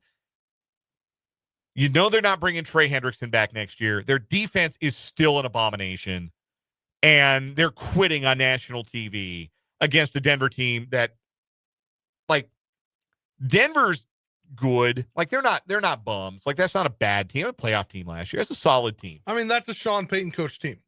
Like, that's what he does. He will make you. He'll be there, and you will be trying to win games. You'll be in a lot of games that you play. But they got outgained last night, 512 to 159. That's embarrassing. That is utterly unforgivable. Embarrassing. They might have been worse, honestly, than they were when they lost 48-10 to the Vikings when they turned it over 5 times the week before. Like, that's where they are. 3 years later, that's where they are. Remember 2 years ago, the Ravens did the thing nobody else has been able to do in the AFC and actually get to host the Chiefs in the AFC Championship game? How'd that go for them, though? Not well. And this is what the Ravens have managed to do since that ill-fated AFC Championship game. Last year, they went 12-5, lost to the Bills in the playoffs. Didn't even get a chance to get back to the conference championship game. Here they are this year. They are 1-3. They are without a lot of important pieces. Looks like they're going to miss Lamar Jackson for a couple of weeks. They are a team that is in a bad way. Look where the Chiefs are in relation.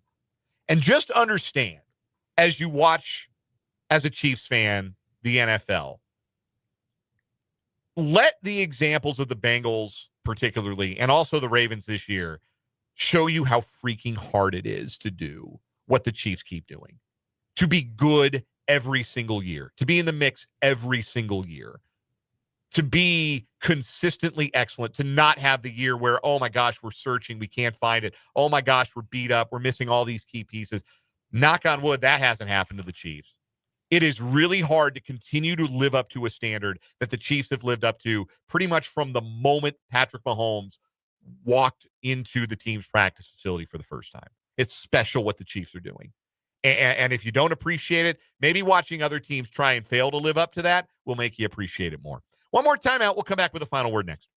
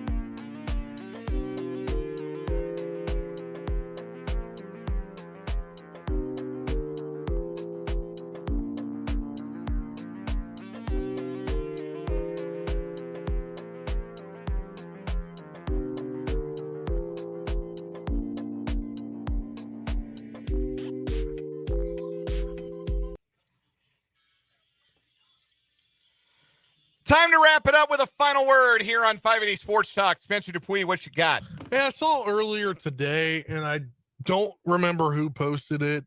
And somehow I've lost the post. Twitter refreshed while I was trying to read it. But Travis Kelce has the most yards after the catch this year for the Chiefs, which is crazy to me.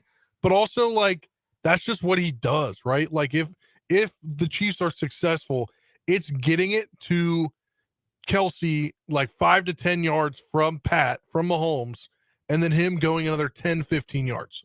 That's what the Chiefs' success is over the last few years when they find Kelce, is dumping it off to Kelce, and Kelce gets a bunch of yards. I think him playing 66% of the snaps this last weekend could be the formula for a great season for Kelce.